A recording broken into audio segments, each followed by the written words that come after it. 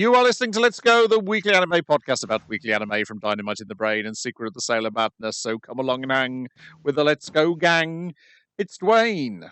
Hello. It's Niall. How are you again? And it's me, Brian. And on this show, we are going to talk about the anime that aired for 2 weeks. It's the last fortnight, whatever that was. It was the 19th of May to the 17th of May to the 30th of May. That's it.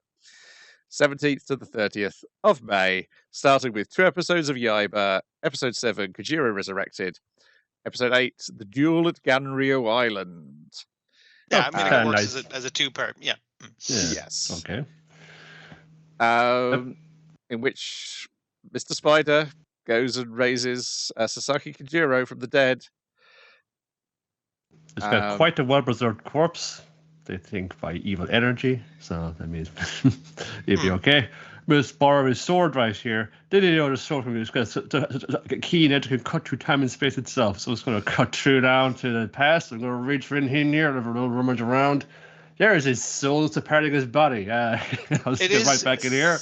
Good as new. It is funny how Mr. Spider is kind of like treated like, damn, I'm running out of fucking demonic generals. I need to get some more guys. And Mr. Spider's like, sir, I'm right here. And so far, he's been the most successful. I mean, like, he did fail in the end, obviously. No, he's failed. Every single one of his plans has failed. He's fucking time travel, Brian. That's more than you can say. Yes, but he didn't do it properly. He left a gap open so that YAIBA would get pulled through to the past, and then a valuable lesson about Masashi Miyamoto. I mean, like, if you can open time portals, you could have opened one, thrown the kid in, and then just fucked off. It's like, who cares? He's in dinosaur times now. That's dinosaurs' he had problem. to use the swords to create the portal, so yeah. That wasn't really any ability that he had.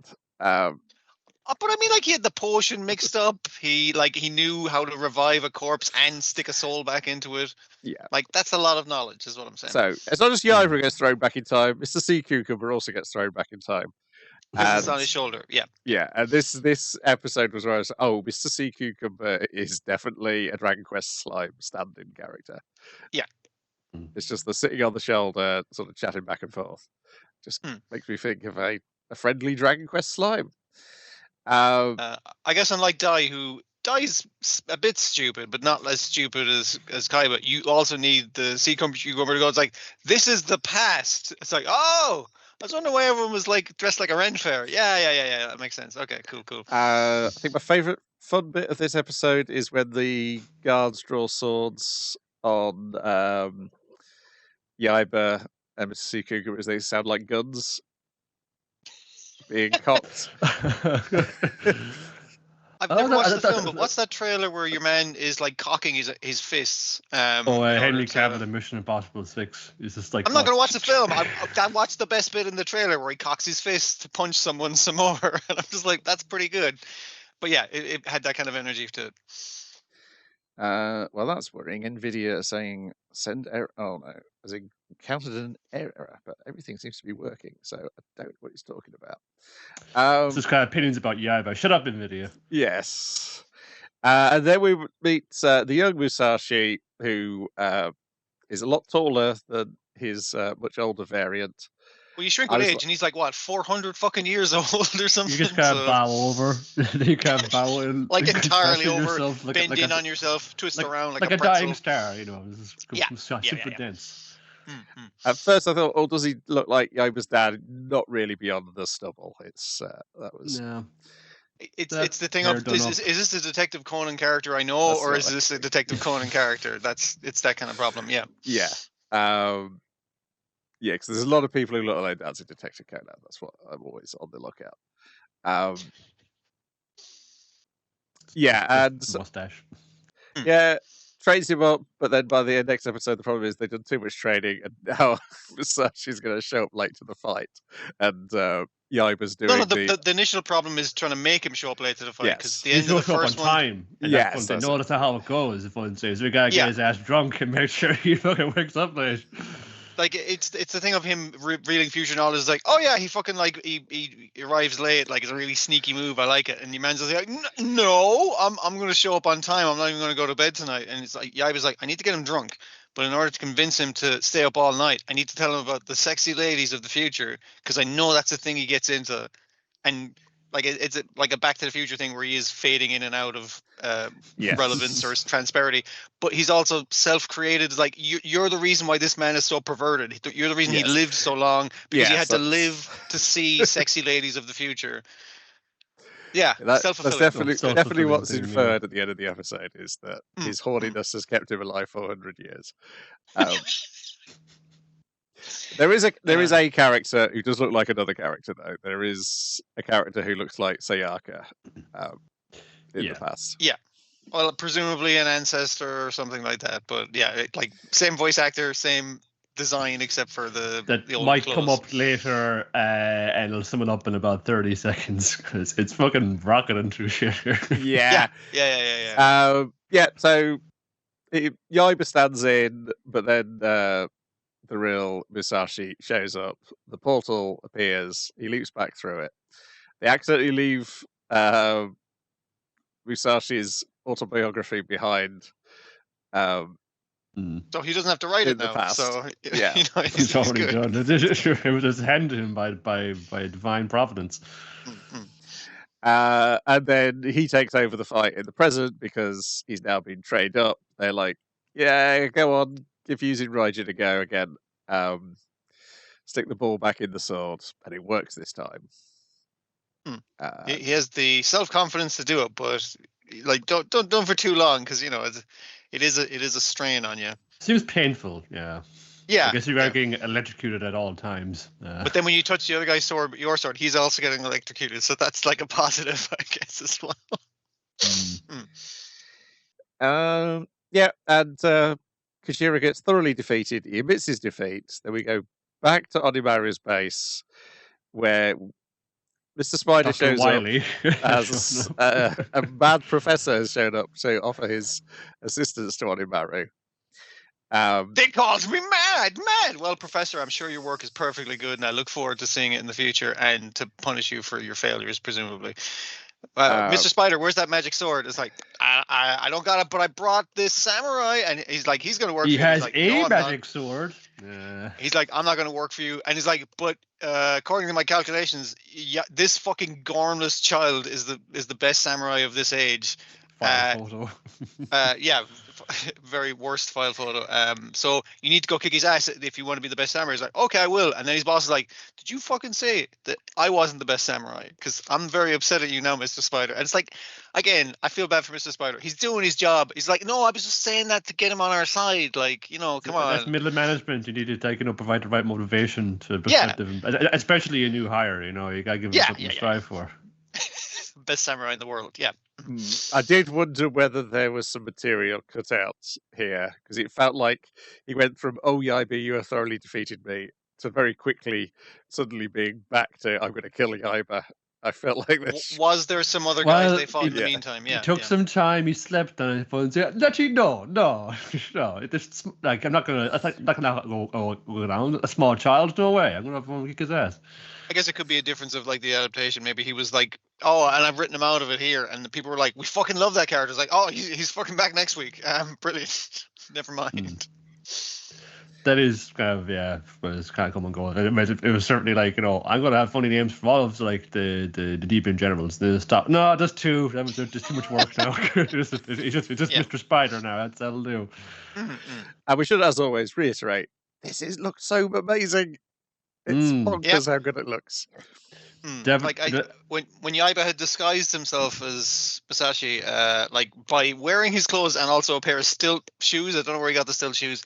I was like looking at his stilt shoes getting chopped off, and it's like when the sleeve of his pants. Good lord, the leg of his pants is like flipping up. It's like you can see his toes like in the shot, and I was just like the amount of detail is unnecessarily high. It's really nice. Yeah. They have lots of fun with Kojiro Sasaki's store because it can extend to ridiculous lengths at will. It's a great bit. I'm going to send him a note. Just rocket launches through the entire town. Oh yeah, I mean, like keep it up. It's just kind of like concentrating all of that like energy into it, but I guess it also into the story, like but it's just really in service of like a very this is like the kind of platonic ideal of your Shonen Jump comic here. Yeah. Then we've got Anne Shirley, episode 7. I've been making mistakes, but each mistake has helped me to cure me of my shortcomings. And episode 8, I don't want to be anyone but myself. Also, kind of ratcheting up going up the gears now because we passed like a couple of years in the space of episodes here. So yeah, the episode 7 starts off with the girls going, "Oh, what a lovely day! Let's play a lane of Astolat." The popular game we all know and love it could be someone who was in love with Lancelot and died of unrequited love. Just glorified boat joyriding is what it is. Yes, that's romantic as fuck. Oh, it's to be fair, it is, and I'm sorry, it is Barry's father's boat, so it's like they're not stealing a boat. It's perfectly legal, I guess. But it's like, we'll just float you downstream, and I was just like, that seems like a terrible idea because you took the oars. Obviously, the boat, it turns out to have a fucking big leak in it. And she never was taught by the teacher how to swim, just, book learnings and shit. So it's the one time she's cursing the teacher. It's like, damn you for not teaching me to swim. I both think she kind of jumps onto like this, like the fucking the pillar of the bridge for hanging on for dear life. The girls don't see her; they only see the boat go down. Like, oh my god, that is dead. What are we gonna do? And fortunately, there's a passing rowboat. But unfortunately, it's that boy who she doesn't want to talk to. Rotten Gilbert Blythe, even though he's not rotten at all. He's just a big misunderstanding. He's trying to apologize for years now at this stage. Yeah. And even now, where he's just like, "Hey, sorry about I fucked up years ago. Can we be friends? I'd like to be friends with you." And she's like, "I made my mind up, bro. Sorry, nothing I can do about it." Never forget, never forgive. The memory's still fresh and burning in her mind, despite the fact he just rescued you from drowning. But not good enough apparently. Yeah, and the other friends are saying, "Can you not find it in your heart to make up with Gilbert?" And she's like almost like, "I should, but I can't bring myself to do it." Can't do it now. Like that, you were literally given the perfect excuse. It's like, well, now that you've saved my life, I can forgive you. But it's like, no, I got my principles. I said I would never, ever, ever, ever forgive him for calling my hair red, in a mean way. But yeah. And the second half is that they've started the new class for the girls and boys who are going to go to Queen's. Yeah. And they're all pondering what their futures are going to be.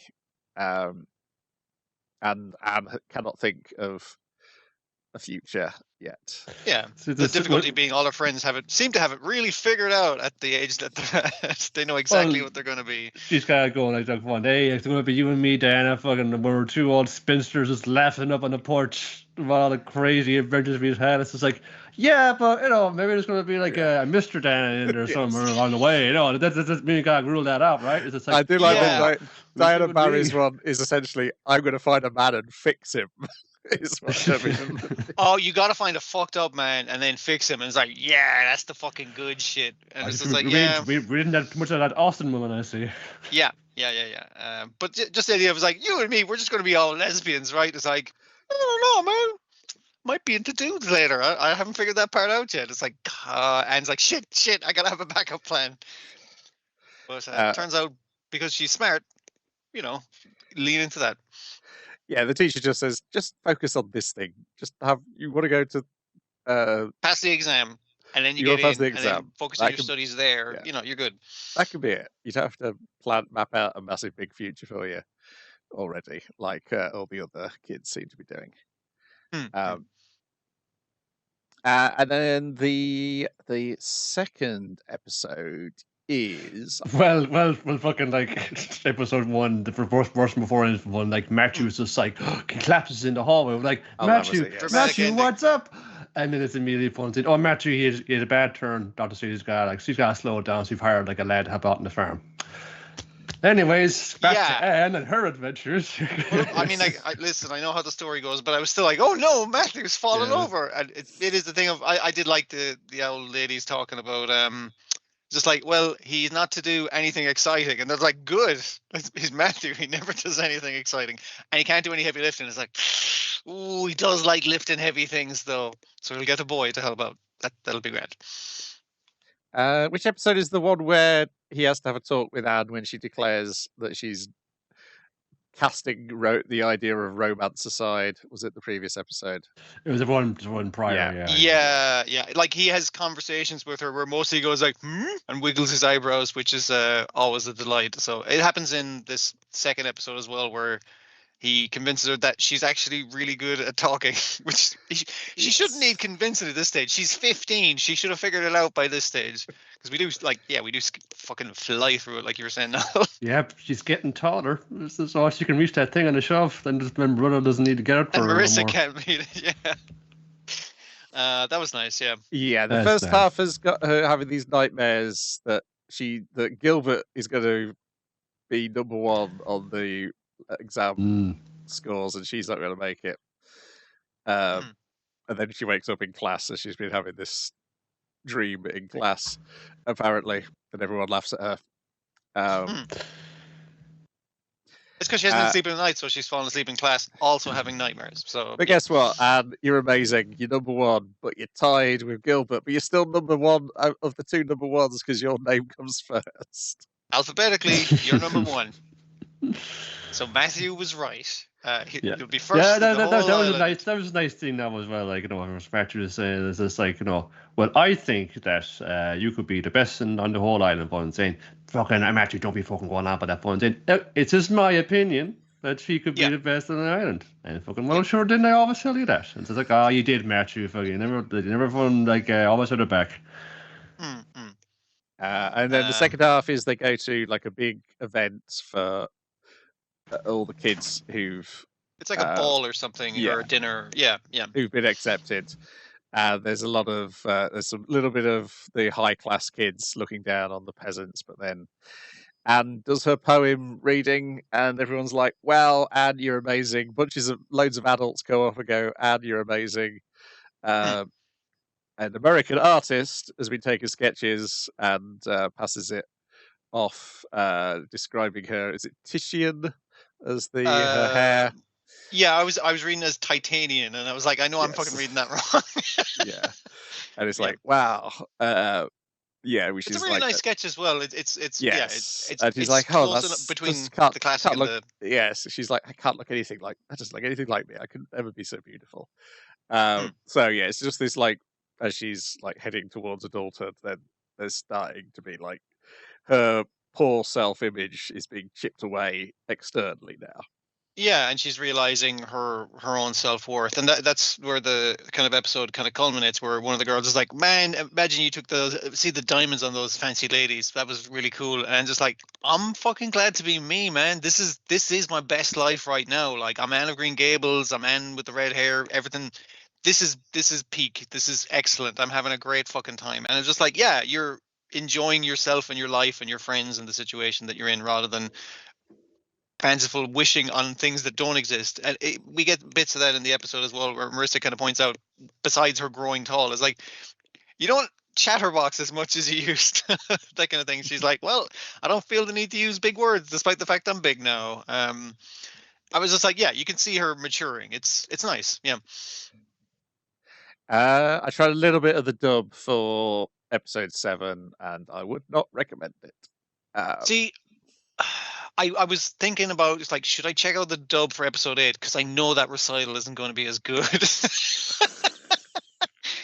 Yeah, like, you need to get across that not only is this lady's recital really good and Anne's really nervous about it, but then Anne's recital needs to go well. I was like, yeah, that's going to go to shit, I imagine. And then her encore has to be absolutely unhinged. This unhinged poem about a frog.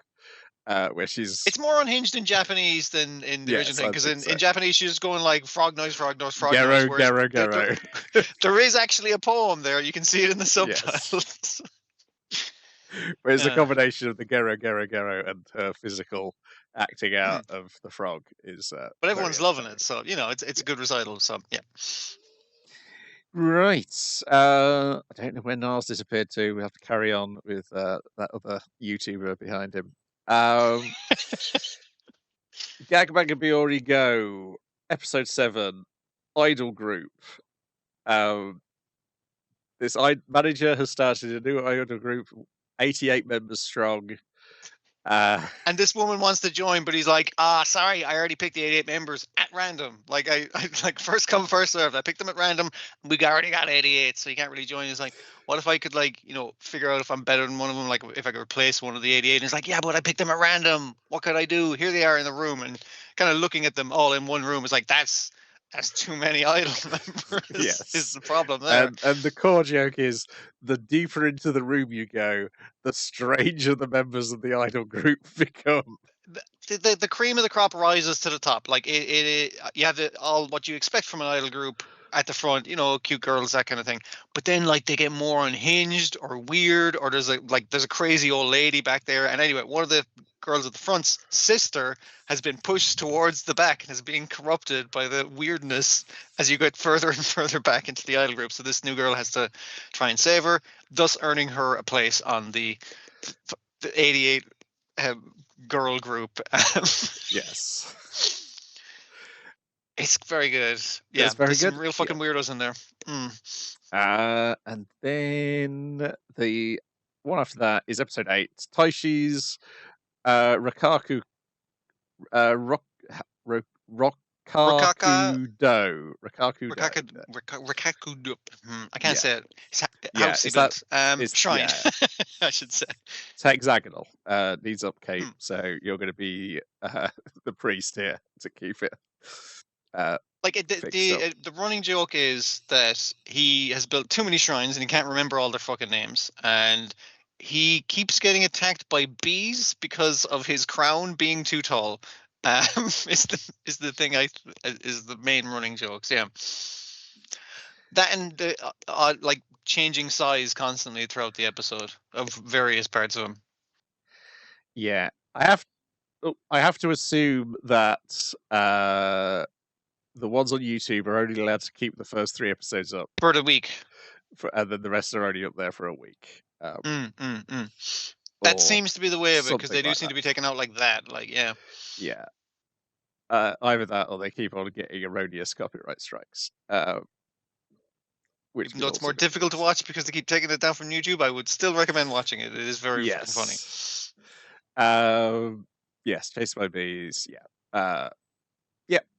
That's it. Definitely the idol one I remembered better, and I will remember next week's as well better, because it's. I mean, the Rokkaku-do also made me laugh a bunch, because it's just there's a bunch of ridiculous recurring jokes in it, and also the idea of leaving a guy, but he doesn't want to take over the shrine, but if I just leave and he'll have to stay here and mind the shrine, trying to abandon him to minding a shrine is really funny. Yeah. Next week is Bad Cats, about a trio of thieves. Looking forward to it. Then we've got Kowloon Generic Romance, episode 7 and episode 8. The difficulty will be trying to figure out what, differentiating these two, because a lot fucking goes on. Yeah, episode 7 ends with them getting pizza, and your man's getting pizza because he was told he's sick of his calorie mate bars, and he's ordering pizza to the ruined Kowloon 2. But he's like, you can't leave Kowloon because you're a part of it, and I'm not sure if you're going to see what is here will cease to exist if it leaves. So don't fucking risk it. Because the 3 of them are waiting for the pizza, and the pizza delivery guy arrives, and all he's seeing is 2 of them in the middle of nowhere. Yes, he's seeing the ruins, and he's not seeing our main girl. So yeah, that's probably bad for existing outside of this space. But yeah, what is the main crux of episode 7? I'm trying to remember. That's what I'm trying to remember. It almost doesn't matter based on episode 8. I guess one of the things as well is, again, we have Gwen just being MVP of, I'm just going to explain the plot to these other characters. As much as I know of the plot, I don't know the whole fucking deal, but yeah, You can look it up online. Kowloon's been fucking ruined and shit. Like I did appreciate him just like, I'm not gonna lie to you, dude. Like I'm pretty sure you're the copy, because that would track from everything we know. Yeah. There's a bunch of stuff with there's a bunch of stuff with Yao and Gwen, and the is it some flashbacks with Oh, we do get some more of Gwen and the heir, the bastard son heir. Yeah, we get the thing of the I can't remember the freaking the guy's name. He's intersex, where like that's a thing about him, like where it's like, and again that fits into the theme of like everyone was wondering like, well, which one are you if you got both sets of genitals, but Gwen just accepted him for who he was, and that's why they fell in love. But then he needed to, based on what his dad told him, is like fucking lose the guy, because you need to enact my thing of reborning his son, is I think the thing his father's trying to do, right?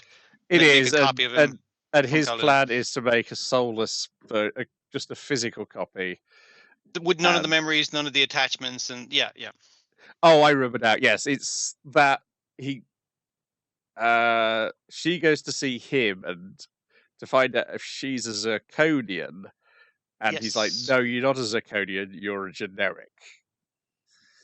Yeah, that was it. So she's more close to the thing he's trying to make as revenge. Yeah. Yes, so it's possible that she could leave, and Gwen's being just overly cautious. But that fucking pizza guy couldn't see her. That's the kind of thing. Like, does she need to assert her existence outside of Kowloon before she can leave Kowloon? Yes, because obviously that wouldn't matter.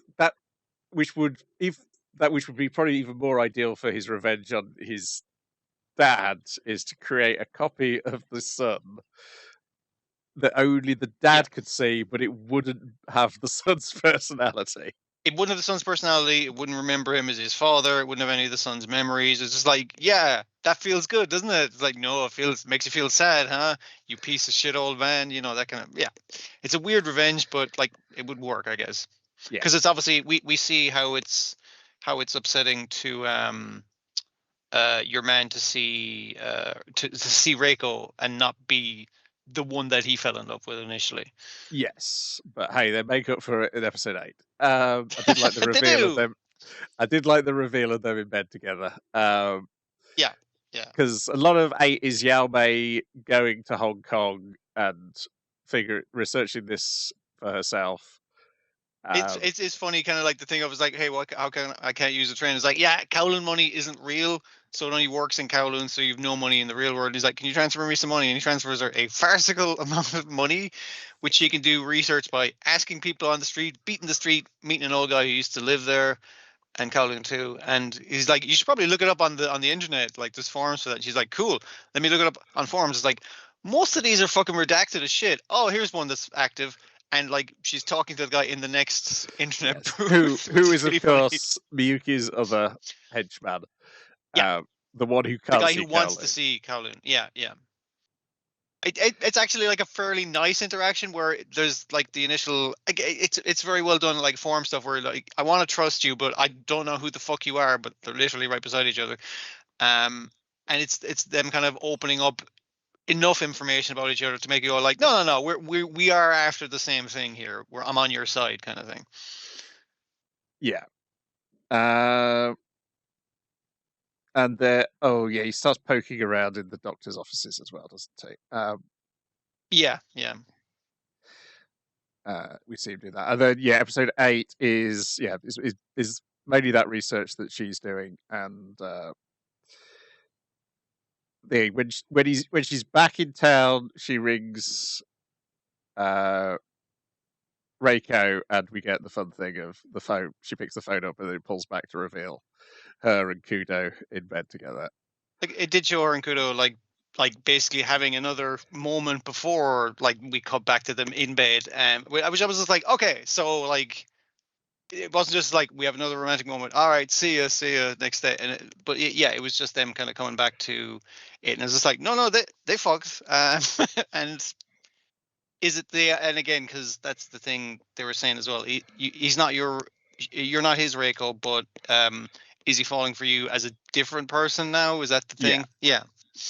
Yeah, I think that's kind of what they discuss, and that seems to be what has happened. But I like the way that it kind of like leaps you ahead in time by focusing on we focus on Yao Mei all evening, so we're not really seeing what the other characters was doing at that point, and then it's like, oh well, this is how it's progressed. Any thoughts on Kowloon generic romance 7 and 8, Niall? I remember it now. I'm combining. We were combining the two a little as well. So well, one of the things kind of talk about there is just like whatever this kind of illusion is, like Kudo is like willfully fun saying, "Man, I know it's fake, but this is where it's like the happiest point in my life." It just like it's just he's kind of like he knows it's just something like illusory or fake or false about it, but he's embracing it or some aspect of it anyway.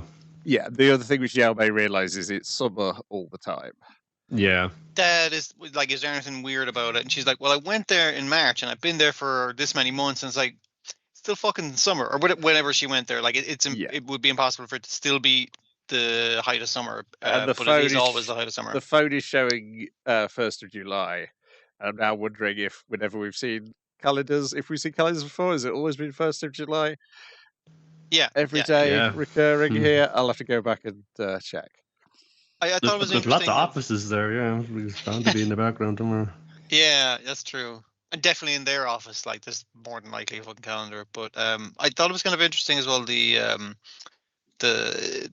Gwen is not eating the food there. He's been told to not eat the food there because I was kind of thinking like Tiernan Og, like fairy rules. Like if you eat the goblin meat, then but it's more so it's like if the food you're eating isn't real. So when you leave, are you just going to turn into an emaciated skeleton kind of thing? It's just like, oh, you haven't been eating for months. That's Yao Mei hasn't got any money, even though she's working all those jobs. It's money that only works in Kowloon. It's not real money, and it's also like how did like that.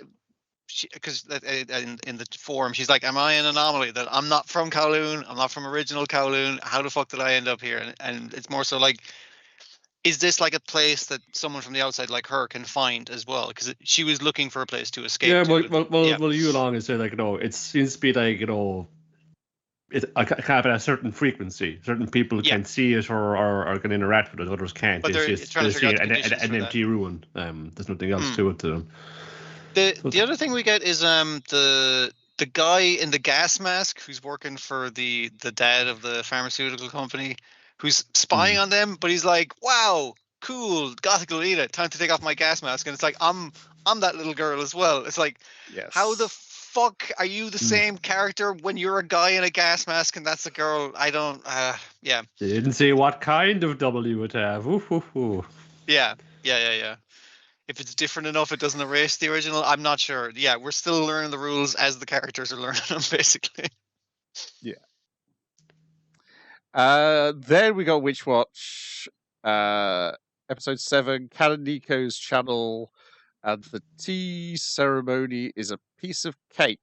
And I'm wondering if I missed an episode or whether you wrote the wrong episode titles in here. Oh shit! Did I write the wrong ones in? I think you jumped one ahead there. Oh shit! Sorry, dude. I was like, hang on a second, I've not watched that episode.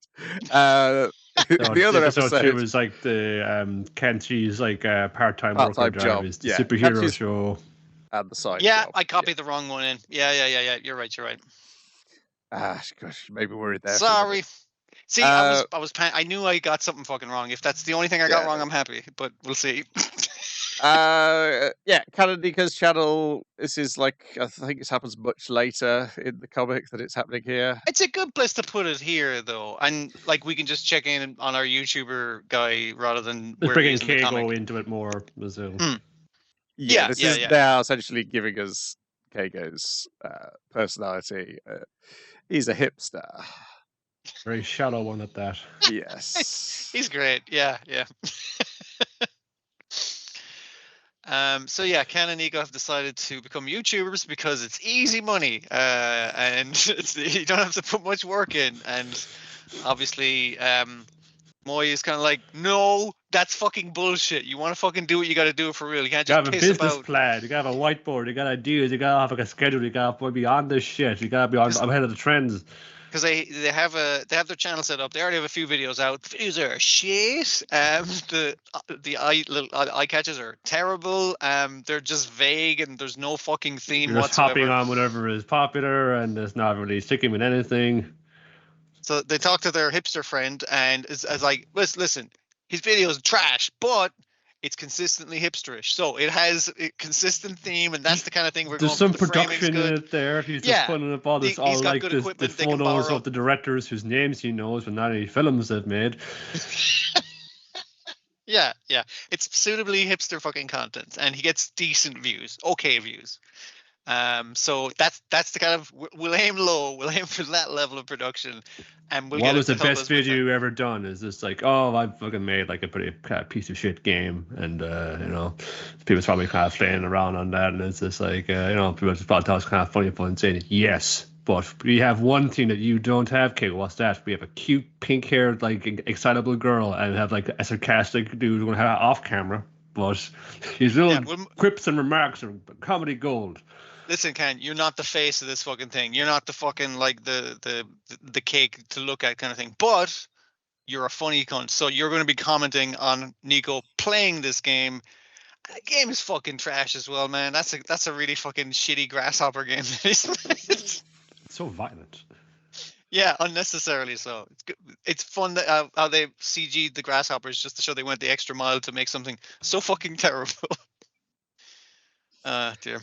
It's not actually. It's not that far. They've not skipped that far ahead. It's like only like 3 chapters to get to this. Oh, I thought it was further. Okay. Well, it had to be because like when we gotta bring Keigo because he's like, you know, going to be in more of the story coming up. So yeah, it's the tea ceremony is the one which happens a fair bit later on.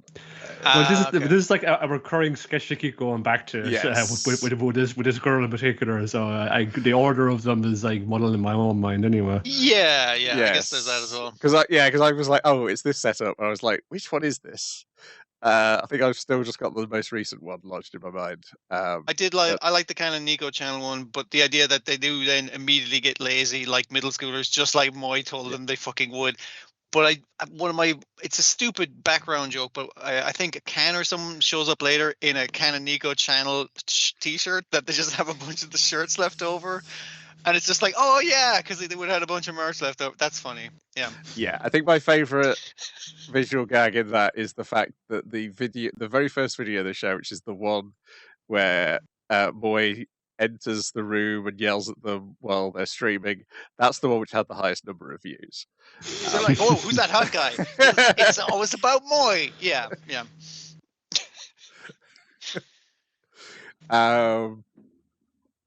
Well, they must have still edited it and put it up because it had like graphics on it saying, "Oh, parents." Oh man, well, square, all right. Yeah, the tea ceremony is we've got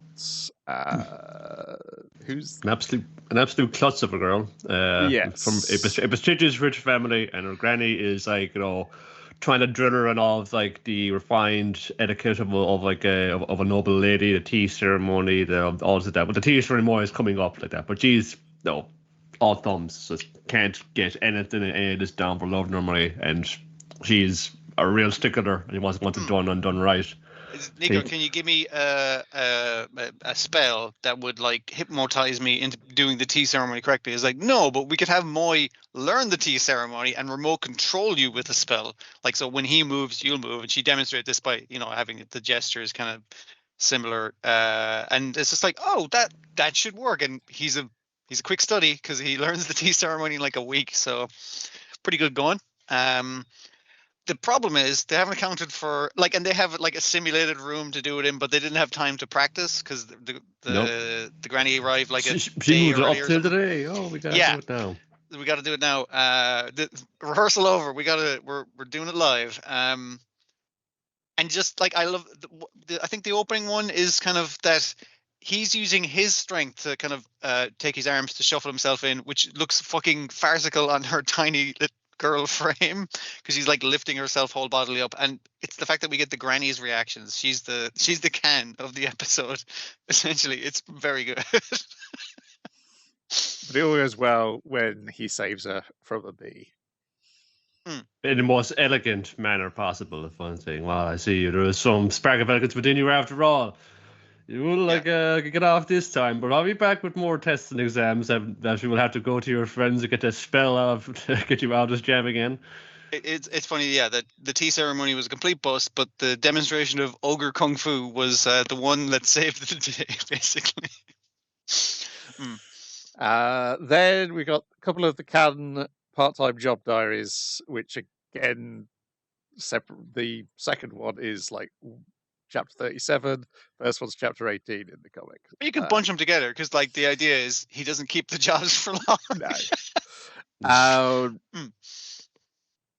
Yeah, so first one, he gets a job at a superhero show, and the superhero show's plot is appalling, not suitable for children. It's so good. It's oh my god! I forgot how fucking funny it was. Crisis, just in like precipitous decline.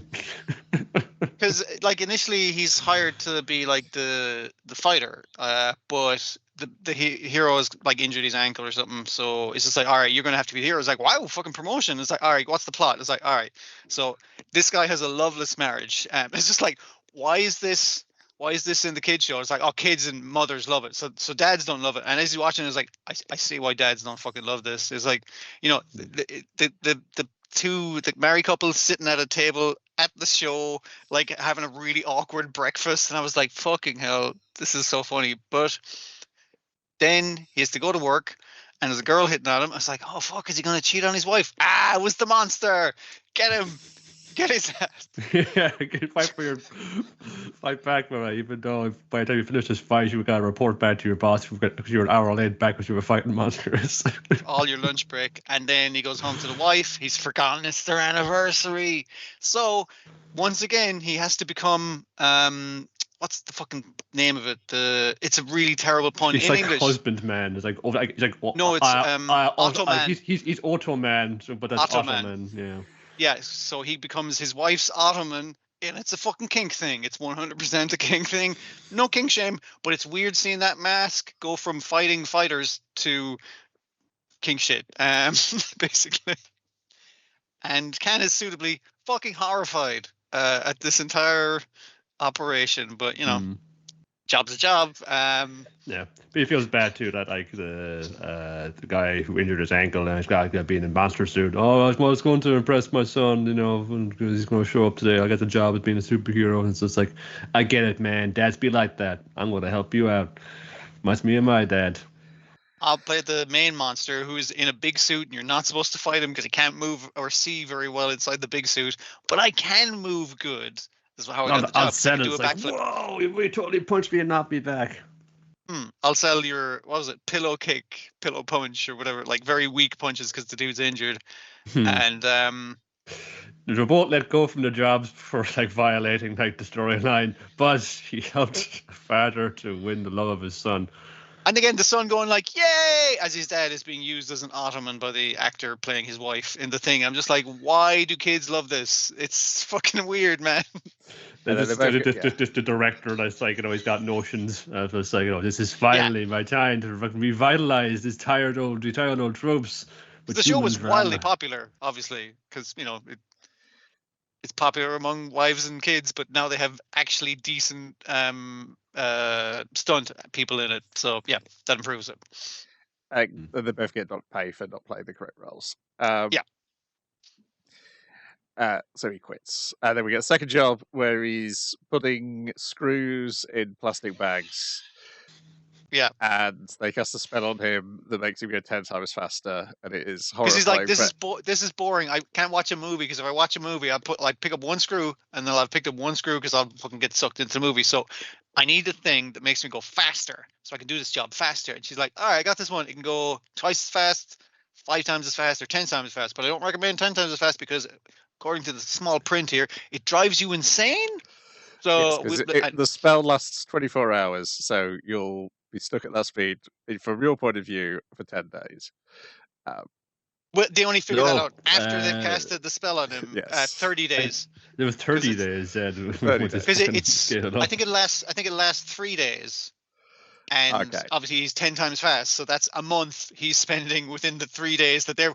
And it's the slow progression of them, like on the first day realizing is like, why the fuck is he talking so fast? Oh, because he's sped up, and they're like, wait a minute, he's coming out for lunch already. It's like, oh shit, by his time it's already fucking. Oh shit, this is terrifying. He's eat 30 times as much as well, though. Oh yes, and he can't dry his underwear quick enough. Because like by the time he's fucking worn it through for a day, all of it's on the line. But eventually he's learned how to speak slow and move slow so he can communicate with everyone just in time for the spell to wear off. And now everything's and the initial thing of again. like, the initial thing of him talking way fast, and they're like, Jesus Christ, I don't understand what he's saying. Then his perspective of them going like, and they're like, he's like, fuck, that's terrifying. Don't fucking come at me like that. And they're all just like hovering on a door for a take. Oh my god, what we can do? It's the poor guy, the poor little fella. Put a load of instant noodles on the table and just let him fucking have at it, and just him eating in silence because he likes chatting during meals, but we can't talk. And he learns to talk slow so he can talk to them in real time. But then he's used to it because he's been doing that for nearly a month now, at least a week. It's a very terrifying prospect. This episode of Cyborg 009 where like he goes too fast and he's stuck in a world like where he's like moving constantly. Like, you can't even touch him because the friction means he'll just set furniture on fire, or people he loves. You can't touch anybody or anything. Yeah, I've seen this premise as like the Flash's existence must be terrible kind of like thing, but it's nice to see it actually done in a way that's both depressing and really fucking funny at the same time. Superpowers are all the credit ought to be after all, huh? Comics lied to you. And then we got Go Loser Ranger, episode 18, Lost in Confusion, Seriously, and episode 19, We Are the Monster Protection Society. People making some big plays here. Yes. A few okay, time to do one plan B or plan B of my hidden scheme.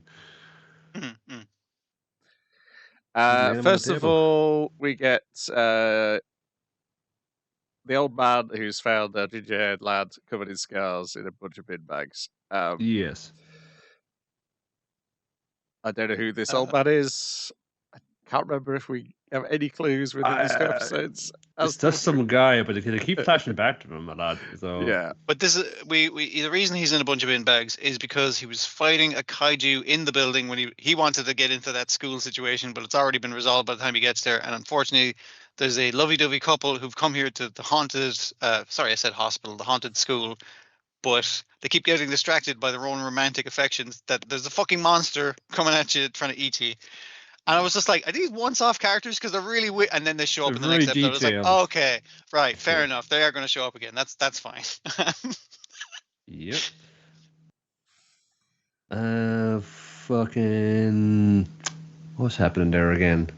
Again, what order these mixed up now as well? Yeah. D goes on a date with.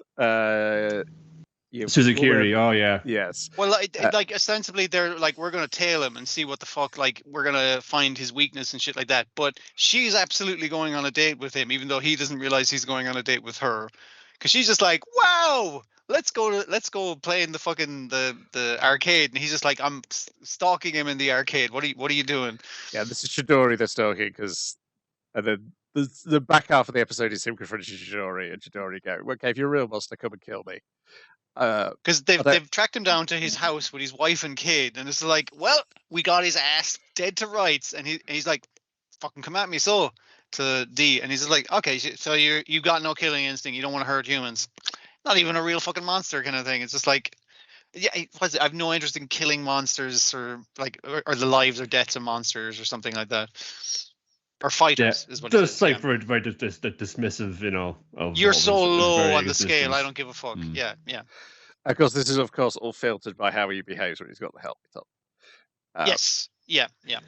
But let's pretty intense when the mask is kind of a little bit cracked off. You can see the face inside. And everyone's saying, "Oh yeah, he's giving some real glares out of that thing."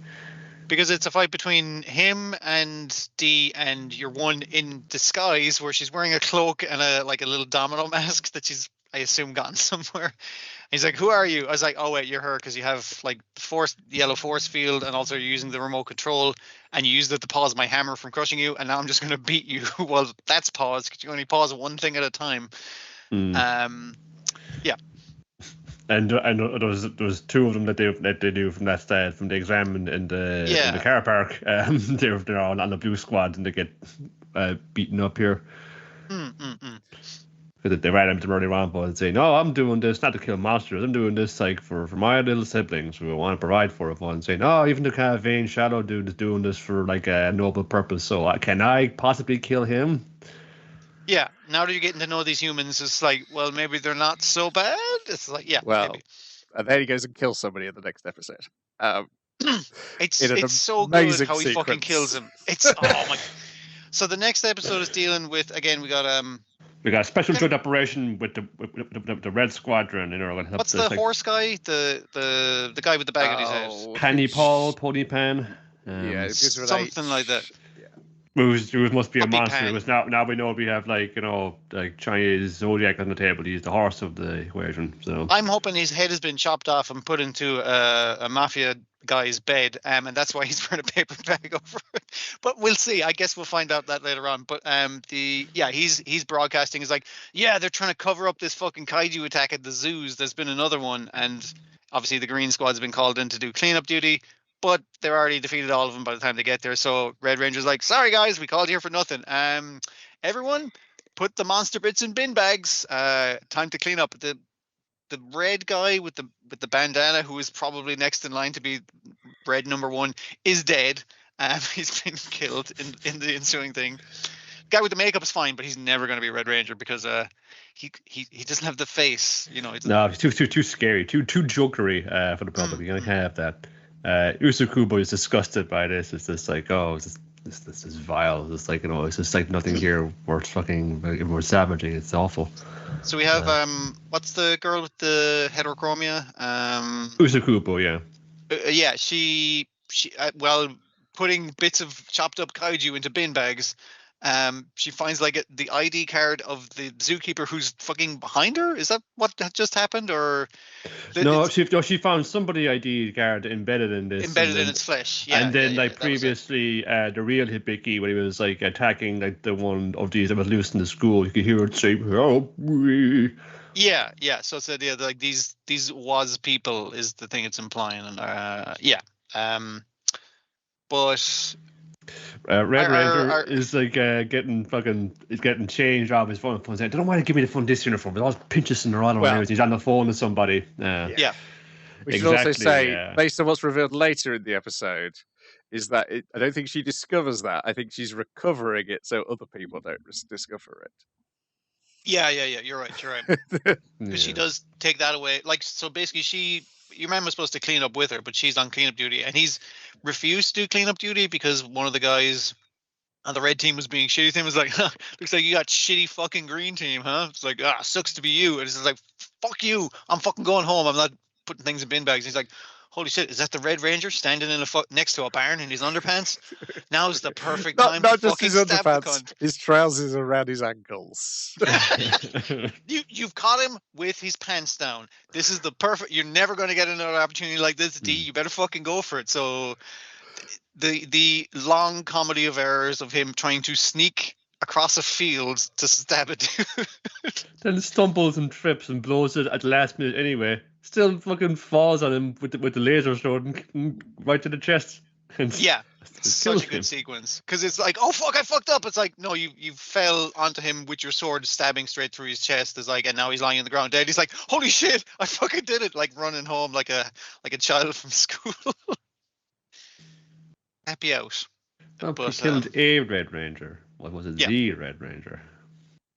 See, I assume it's a simple enough thing of this was just the guy he uses for Shit, he can't be arsed of it.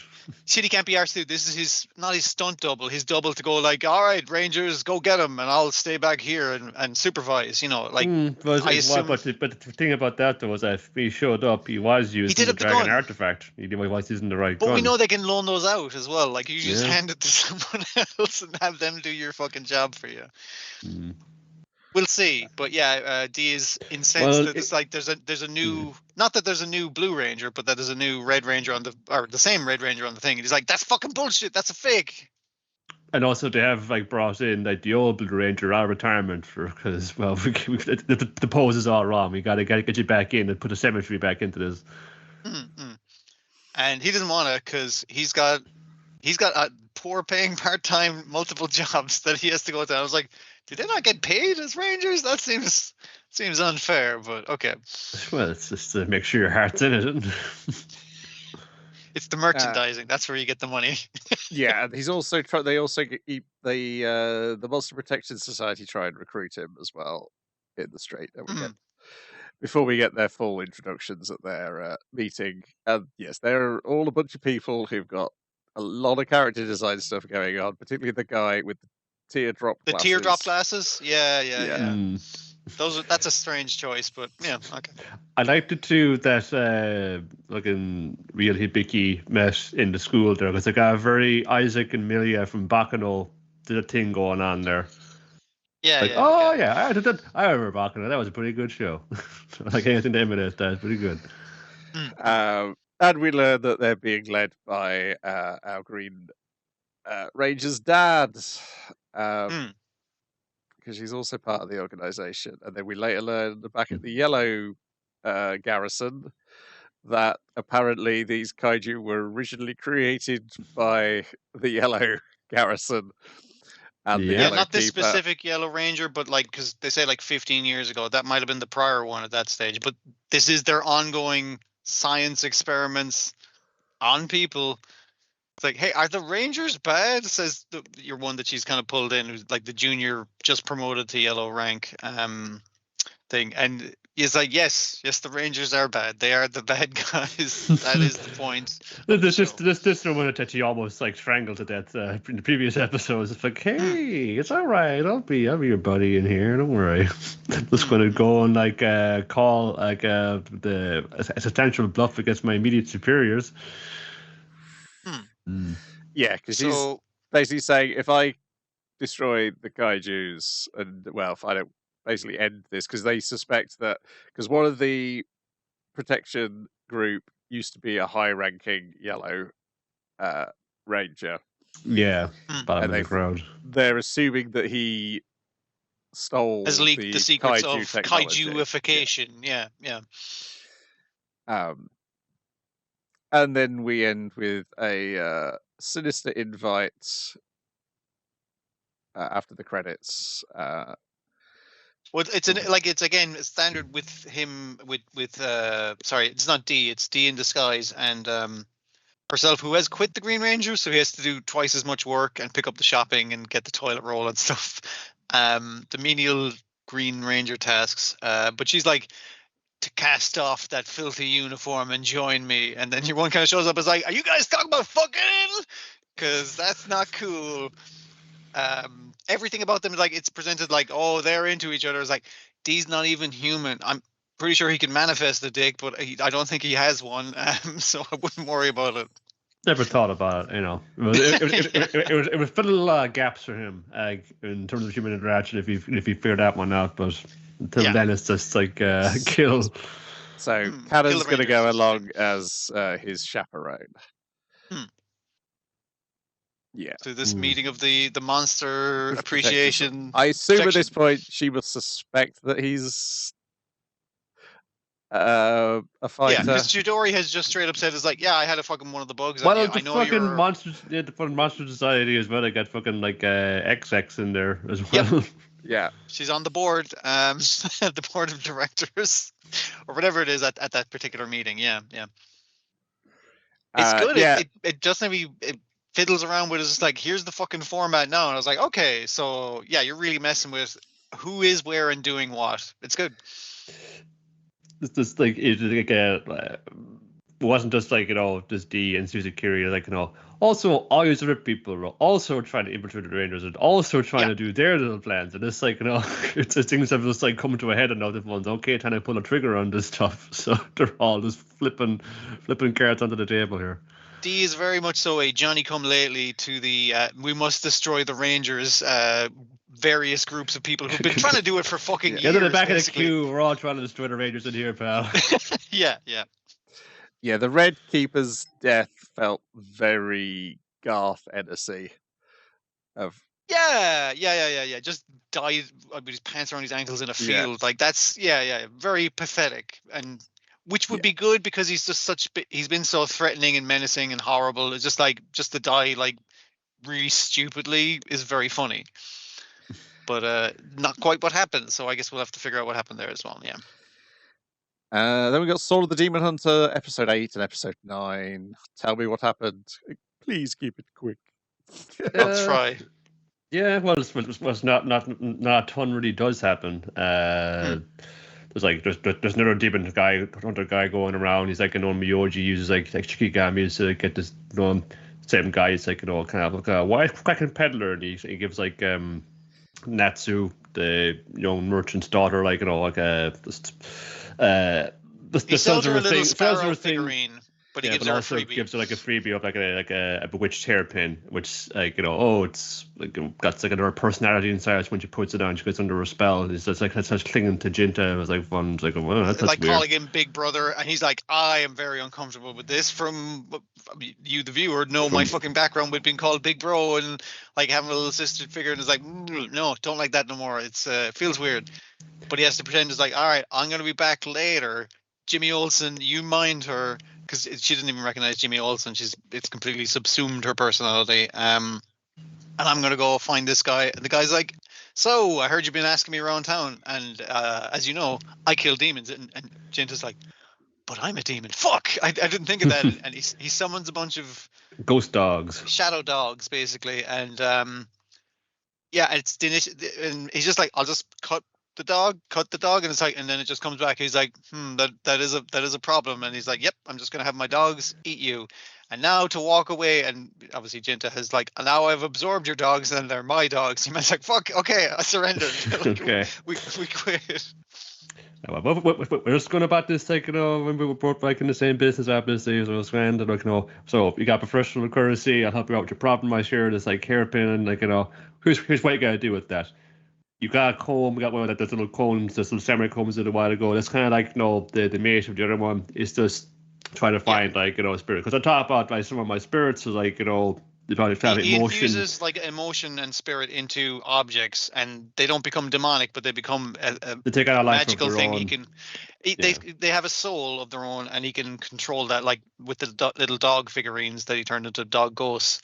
But obviously, this was made by I've forgotten the guy's name. He's like the third. It's like a Sorigomo Akitsu. Like, that's my grandfather. I'm the third. Carrying the family business. Whereas he was so good at it. Like I'm actually doing it on purpose, infusing souls into objects to use them to fight and kill demons and shit. But he was so good at it, he was accidentally infusing souls into. And it's a terrible pun of this is like the big brother to the lady's hair comb. The head scratcher is the big brother to the lady's comb, which is the little sister, through some kind of like wordplay or something like that. So because you had that in your pocket when you met her, she got subsumed by it and became the little sister. So you need to reunite them. She'll be freed of it, and it's not actually cursed or anything. It's fine. And also, I don't need to kill you because like I didn't kill your one in the soba shop. So I only kill demons when A, I'm paid, and B, they're bad demons. So, but do know that as a demon, you're just gonna get haunted, bro. That's just the way of it. Like, it's the way this world works, man. It kind of like the dirtier side of the job. Was like, even it's like hard to hunt down and take out a demon. It was like a little child demon. It's even be like fearing for its life. But a job was a job. A demon's a demon. He just took it out. Yeah, he was paid to do it, and that guy was super sketchy as well. I was like, yeah, thanks very much. Okay, all right, but he takes some dirty jobs as well. But yeah, we get her at the soba restaurant kind of going like, I remember everything that I fucking did. I am mortified. Yeah. Everyone, all the cast of characters going like, wow, what a wacky situation we found ourselves in. Ha ha ha. Cut to 2009. And it's just like, let's skip all the intervening years. Between 1954 or wherever it was. Yeah. And here's a shrine, like a young lady, like, and her mother, they're like the shrine maidens are taking care of it. Funds. Why we gotta take care of shrines? Oh, but shrines are about like human emotions, you know. When people have how much went into doing it and honoring it. And then like Genia comes up the stairs with this an average high school student uniform. It's a fun saying, "What's the name of the shrine?" It's like, you know, oh, it's so and so shrine. The old village chief did it. God, I knew he had it in him to do it. Yeah. So finally, it's the idea that it's Genia shrine, and their tradition is they always have to have the symbol for knight in their names, and they have to take care of this shrine. They also have a different word for the thing. It's so Genia always has a place to come back to, basically. Yeah. Well, now he's coming into school tomorrow. He's a mysterious new transfer student. Like he was like way too like old. He's one of those like those lads who grew up a lot over summer, I suppose. Yeah, but I guess he hasn't aged since the far past at this stage. Yeah, it's a weird one because I thought they were going to like skip around in time periods, but I guess we're just skipping straight to the not the present, but the present when the thing came out, basically. It was starting to kind of like, you know, lose. I was wavering on my interest, and it's just like, okay, I see what this is. Sure. It's kind of really like, you know, in this time period, and I know there's like a bunch of these books, so who knows like how many how long this will actually. But I thought they were going to like skip 5 years, 10 years, like they were going to jump around. We were going to see Jimmy Olsen grow old and horny, but like I guess not. No, or it'll just like, you know, now we're in a more modern setting. It'll just like, you know, look back at those when it suits it. Yeah. I don't know. I I'll see a bit more of those in between bits. But really, like, you know, the whole like, you know, this happens over this stretch of a century and a bit has not really been to the fore for the last while. I thought, are they ever going to get out of it? And we'll see if it range out of it right now, but I wonder if this is going to be like any kind of like a meaningful turn for us in terms of how it's still presented. Yeah. It still feels like, you know, this is like prime, like, you know, J drama, like fodder right here, this in the way it's presented, you know, and that's kind of hurt it a bit sometimes. Yeah, the fact that they like again, like this episode ending with the cast of characters we've met so far, all in the soba shop, is like, yeah, their standard set that they start most of these episodes in. That it felt very like the comfy place, and then immediately ripping you out of that. Maybe that was the way to do it, though. Yeah. Then we've got My Hero Academia episode 7, Makoto/Truth, and episode 8, Major. In which we are introduced to 2 more of our main characters. As you say, Brian, the best character has been introduced to the show. Hooray! Makoto Tsukauchi, who you don't know her surname till the end when it's revealed that she wears contact lenses to hide. She wears anime girl contact lenses. Yes. Because I like that idea, because she has the dead eyes that her brother does. That's the entire black. But it also, like, it's not just like a woman taking off her face for the evening kind of thing. It's also like it's like she's taking off the mask that is her superhero mask, which is like this super cheery girl, you know, like I'm bubbly and things. It's like, but she's smart as a fucking whip is the thing. She's like very much fun saying, "Hey, how's it going? What you got? You got trouble with your story right there? Well, I got a story I'm conducting myself right now. I think you and me guys have a cool like thing going on over here. What do you say, pal?" It's like, you know, very kind of fast talking, like wheeling, dealing fun. Get in there, get out. Yeah. And she's so beautiful and charming. So this average college boy fun saying, "Oh God, yeah, too, yeah, sure, I'll go out with you." That's why I was taking like the context and the makeup and everything, and tying her hair up and that kind of stuff, as like basically her taking off the mask, because her relaxing in the evening is not her during the day. It's a good way of doing it, yeah. But yeah, she needs his help because he's from the area that she's researching into. Vigilantism, which is a prototype form of heroism, and I'm going to explain the lore of this world in a way that makes logical sense to someone who's not even from it, like us, the social history of this fucked up planet we live on. So, as you know, one day superpowers suddenly fucking appeared. That caused a lot of fucking problems for a lot of people. So we had people rise up and become vigilante defenders of the civilian populace. You know, that different local other authorities couldn't possibly like surmount this gap. So the three things that happen to Vigilantes once fucking peace is restored a little bit is one, they kind of like are maybe like locked up if they continue to do illegal shit. Two, they become villains because they keep doing illegal shit. Or three, they're brought into the fort. Now you're the police. That kind of fucking in thing. the system. Yeah. You are the system. Yeah, you base the system around that, which is why we have heroes now. That's based on the system of vigilantes. Like it's a structural format of that. And she's explaining this to him because it's like, this is what we're learning in class, and I'm going over our notes, and I was just like, oh, that's a good way to do it. Like, yeah. Yeah, it's also clear that she already suspects that he is one of these three vigilantes. She has picked him out 100% because, like, you're from this area. You have a very distinct fucking quirk.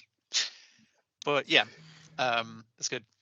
But then the fact that nobody can remember his name backfires on her, and therefore her theory completely collapses when she uses her polygraph quirk on him to ask him if he's the crawler. The crawler, No, sorry. the crawler. Yes, the crawler. Yeah. The crawler. No. I like the way the way her powers are revealed to us is she's at home with her brother, and she's kind of like, so Big Bro, kind of tell me, is there any fucking thing going on? She puts her hands on his shoulder, and he kind of like looks at her hand on her shoulder, is like, fucking remove that from me, because if she touches you, she can tell if you're lying or not, which is her quirk. And I'm just like, he's like, nope, I'm not doing this, sister. I'm not talking to you while you're touching me. That's that. You know how this works because he knows it. So when she's like shaking his hand, it's like, so thanks for working with me, Koichi. I was like, by the way, are you the crawler? And he's like, no. And she's like, oh, I was sure from all the. I mean, like, okay, fair enough. And he's just like, you know, he's kind of like, you know, like, it's just like, a part of him is like, he couldn't be insulted by that, but it's like, man, I liked you. Yeah. It's just... I mean, like, everyone calls him the crawler. One of the bits where they're going around interviewing people talking about the crawler around town is the two teenage fucking Cyclops and fucking Wolverine. And they're just like, they're taking the piss out of Chewie's face. He's all right, though. He's all right. He's a good fella, really, though. Yes. You know who's scary? Like, scary grandpa. That's the scary motherfucker. That's the guy you got to watch out for. Yeah, it's the fact that also look at the series there in his civilian identity as one of the Vox Pops as well. Is Pop one of the Vox Pops? I know we get the big stuff of Pop having to hide herself when the pair of them come back to Koichi's flat. She's hiding in the bed and he's throwing all the shit, like cleaning up by just throwing it onto the bed behind the curtain. Being indignant that she's invited herself around. It's like, you just let yourself in. Like, this is normal college student behavior. Like, he's with an older person in further on in the course. She's a cute girl that he's brought back to his apartment. They're working on their study stuff. It's like, you're the outsider here, Pop. You're the fucking anomaly here. But yeah, a cute girl is getting his attention, and she can't have that. It's my job. Yeah, that's what I bring to this team. And then the following episode introduces to another main character, Captain Celebrity. He's been #1 hero in America for like 10 years running, like a good fucking stint anyway. If only it wasn't for all of the romantic scandals he goes embroiled in. What's really funny to me is that the guy who knows about all his fucking scandals is Knuckle Duster, because he's, and you do see him, he like maybe hero adjacent, and also the fact that he's constantly reading the paper. He does keep up on the news, like, oh yeah, I know this fucking punk, yeah. But he kind of also knows from my phone, saying, oh, I was another like beat of stove, but like Captain Celebrity coming to work in our country. It's not like he can't like work in his own country anymore because his reputation is entire. He's trying to repair it. No. He says here because it's not from all the constant like paparazzo photos of him with women and his like very public divorce proceedings or anything have forced him to leave the country and try doing his celebrity hero-ness everywhere. He's brought his whole crew with him though, so, and also source some local help. So and that's handy as well. Yep. Yeah. Cheerleaders. So it's kind of like what does he save Koichi from initially? Is it it's not the kaiju, that's later on. Is it the soccer? The guy with the soccer? Oh, he's chasing he's chasing a guy who is on a motorbike who's robbed a convenience store. Yeah, soccer until the police can catch up to him. Yeah, the guy with the soccer quirk was the previous episode. Yeah, it's like, is that a quirk? Says the announcer. It's just like, I don't. But this guy can grow his legs really long, so he can kick you from further back while he's driving on a motorbike. I'm getting the dumb quirks as well. It's good. Is this episode the one with the dolphin holding up the bank as well? Yes, yes, it is. Because that's the crime the Captain Celebrity does not want to solve because he's trying to get his Mac on basically. But yeah, he saves Koichi from the motorbike convenience store, and he signs his jumper, and Koichi's like, "That son of a bitch! This is fucking one of a limited hundreds of fucking." This better cookies watch that I out, have. Buster. All right, that's what I want to say. Because Pop's like, I don't know, he seems all right, and it's like Koichi's like, son of a bitch, and it's like, you don't never have a bad word to say about anyone. Don't like people like him, all fucking sizzling no steak. It fucking is rubbed me the wrong way. It's always about the showiness and stuff, and it's like, and they're kind of looking at him like, Koichi, that's you, that's the kind of guy you want to be. You introduce yourself in every situation, like you want to be the big brash guy, but you can't be. But Makoto is one of his cheerleaders, and she manipulates him by the end of the episode to become basically being his manager by befriending his ex-wife. So she's the head cheerleader, and then he's like, "How about I take you out for dinner?" And she's like, "Oh, how about lunch?" He's like, "How about we take it to this fucking place?" And he's like, "Cool." So zoom. She's really fucking good at it there. It's just like, he's going off to his phone saying, "Yeah, totally." Like, oh man, I've won. Like, you got to let your ex-wife, by the way. Like, I got her on the phone right now. It's just like this how she's very casually. It's like goes like, because again, she's a pretty lady. Like, she can just like has this like a way to just brush off and just like go straight through like out of the usual social bullshit. So that crime, the bank robbery she was trying to alert him to earlier, he's all of a sudden like, sorry honey, there's a bank robbery I got to take care of, and he like quickly goes in, beats the shit out of a dolphin with a gun, like comes back out, he's like, oh thank fucking God, Koichi, you got to come with me. Like, so he pings him over, he's like, no, I'm just hanging out with my fans, guy and girl. It's totally cool because hanging out with guys generally isn't my thing, as you know, honey. So obviously I'm just being with my pals over here in Japan. It's everything's cool. Me and Koichi are friends, by the way. I will totally pay your child support as soon as it comes in. And now he's got Japanese cheer group instead of his American cheerleaders. She's rebranded him to be like the kind of the tough guy, like strong, manly American. Sorry, the Yankee. They misinterpreted the word Yankee because he's American, and it's like, we'll get the Yankees to be like your Yankee means something different over here. You'll find. Yes, but it's no less manly and heroic. The English in this is wonderful, but my favorite bit is where he turns at one point and goes like, "What?" It like, it really got a crack out of me. But it was meant to be like funny of him just going like, "Oh fuck!" Like his life has been manipulated by one of his head cheerleaders, who is like you said, now he's fucking manager essentially. Post credits, we learn that Koichi's mum is coming to visit, and now he has to make true all the lies he's been telling her. He's been telling her all truths except for the fact that he has a girlfriend, which is a problem because he doesn't. But he's expressed this to Pop, and Pop's like, "I gotta go." Then we're going to get Koichi's mom, who is also a great fucking character. So that should be fun. Next on the list is Mobile Suit Gundam GQuuuuuX, Episode 7, Machu's Rebellion, and Episode 8, Falling on the Moon. Machu's Rebellion, well, things go pretty badly for everybody. Yeah. It's just like, did you normally have the clan battles in the middle of the colony like this? It's just like, I guess it must be a special kind of event for us. Oh my God, they're blowing up the town. Everything goes bad for everyone except for Charya Bull, who everything is going according to plan for. Yes. This was his plan? Yes, this was his plan. It's just that's the fucking chaos here, yeah. It's this fucking clan battle is against fucking the Psycho Gundam and another fucking highly advanced mobile suit just ripping the town up. Yeah, that kind of visual of it, like, again, the giant fucking thing coming out of the giant box and having this armor on it. Oh, the armor flies off. That's not an air conditioner. No shit. What the fuck is going on? I like the armor that is like the what do they call them? The bits, the flying drone parts. Floaty roundy bits. Yes, the armor becomes the bits. I thought that was pretty cool as a visual, but also, again, this what do they call them? Like not manufactured new types or whatever. Cyber new types. Cyber new types. Yeah, she thinks like she's the main character of the show. It's like you're not the main character of the show. Unfortunately, this isn't your show because the other two girls, they have a plan to help their boy escape.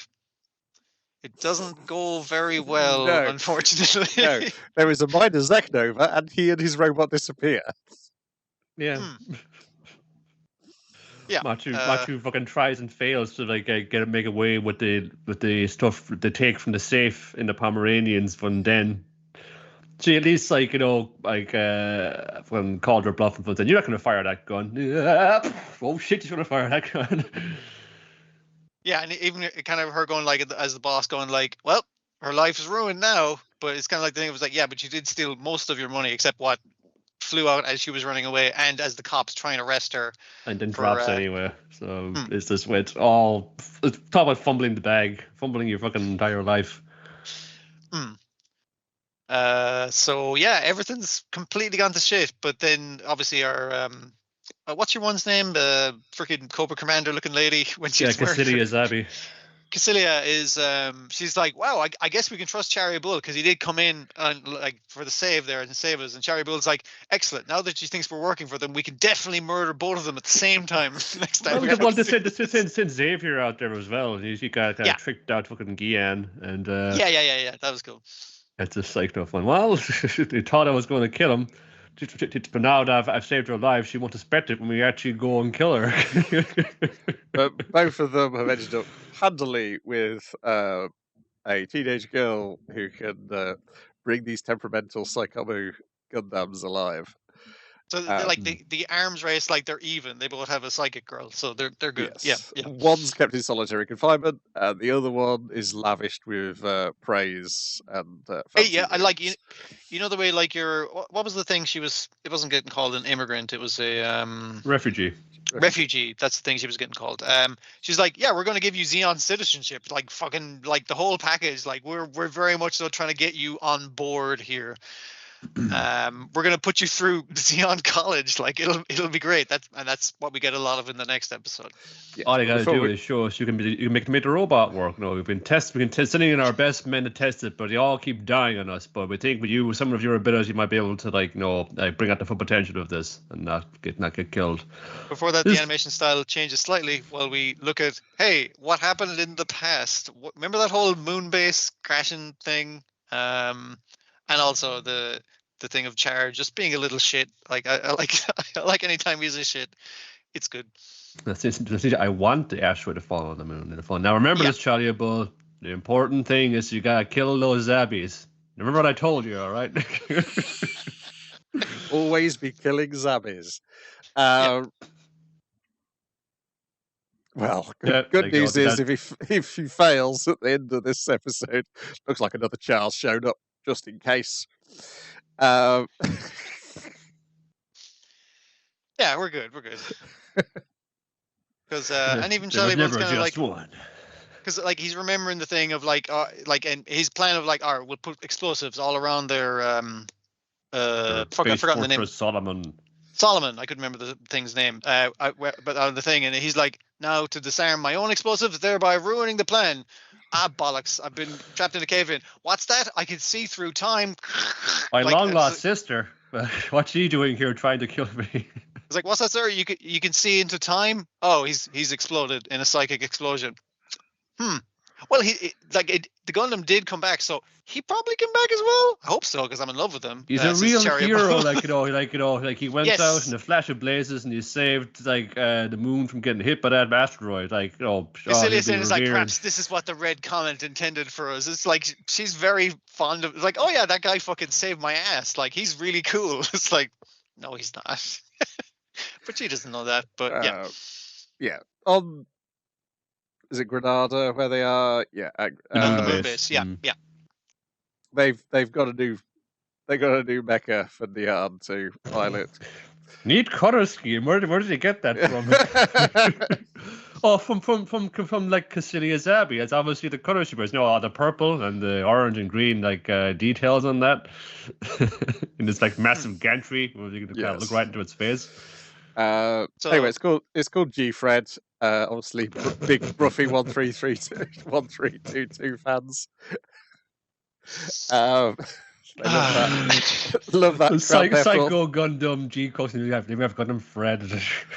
Well, there's the Xeon guys aren't good at naming things, man. That's it's like a mathematical like one notational thing or something like that. I understand, but it's still it's you call it Fred, lads. Come on. You made a Gundam to look like your boss, your lady boss, and you called it Fred. It's like there's a lot of wild fucking choices happening, basically. Yeah. It is also a popular GTA Online race that the streamer Bruffy1322 does every week. Okay. So currently, you search for G-Fred, you get 2 of his pages, then you get the mecha. That'll change over time, but yeah, okay. Yeah. Especially after the fucking toy comes out, but yeah. Unless you can get these 2 to work together. Yeah, and then there's a whole load of basically costume drama backstabbing going on amongst the Xeons, Kelsapri's. It's like there are at least, correct me if I'm wrong, 3 people pulling a fucking gun on someone, like a pistol, a regular ass fucking gun, and I was just like, oh yeah, that's the good shit. Oh yeah, I'll check out my gun. It's a psychic laser. I'm going to melt you with.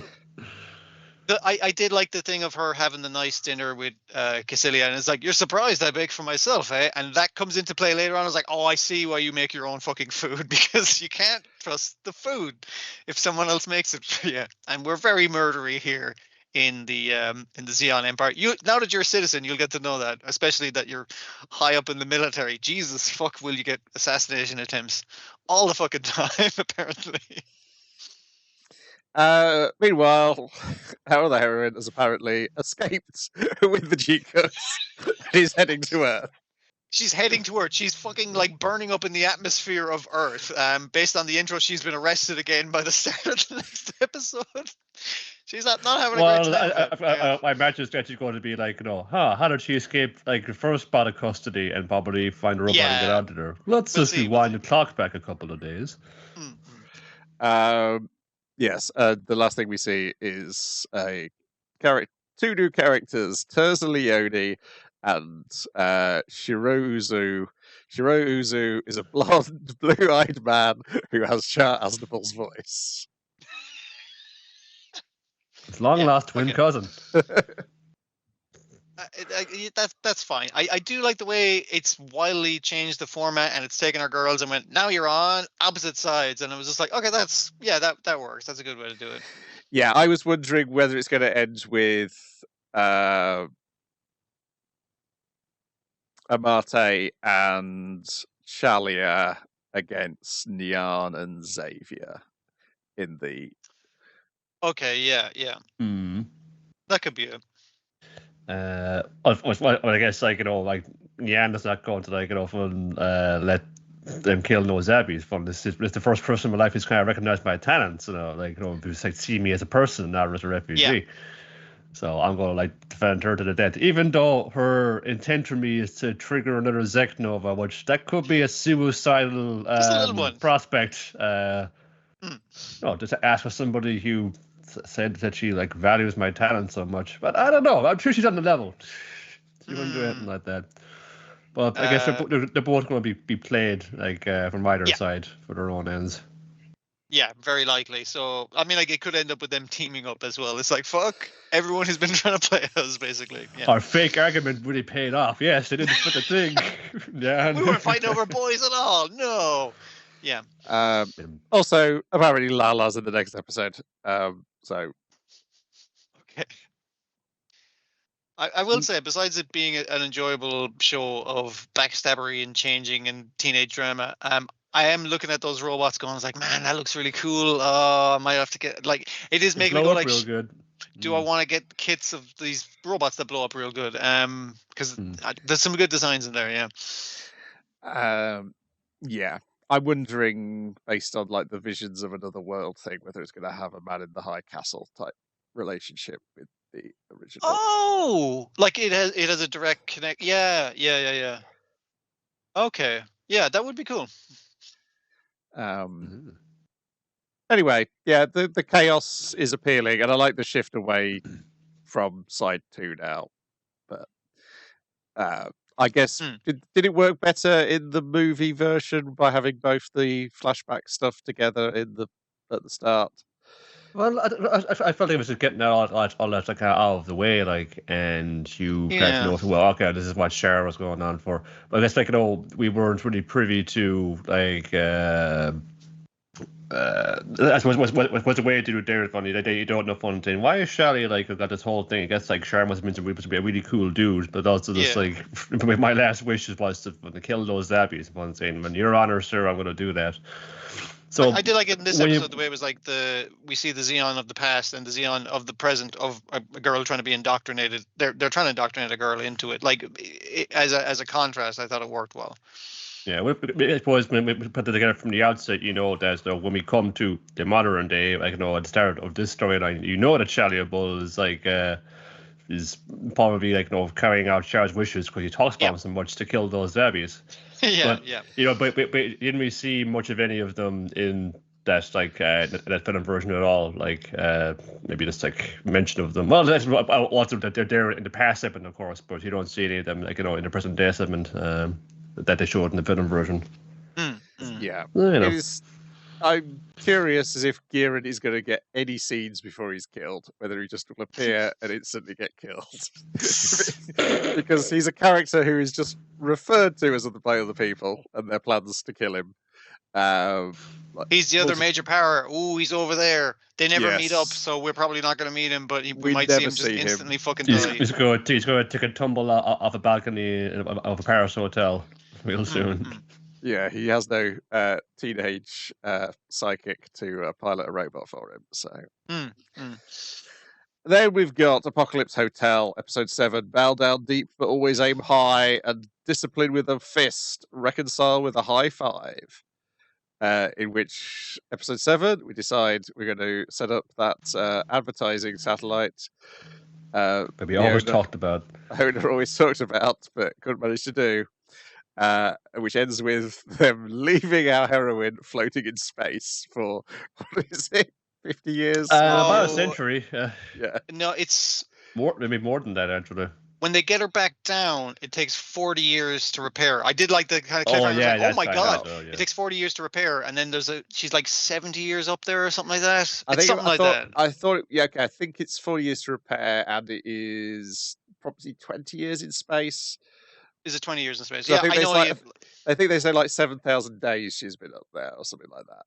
I added up the years that the show has been taking place so far, and it's at least 350. It's probably more, but those are the definitive, like, when I add the decades up, like, I can get that much.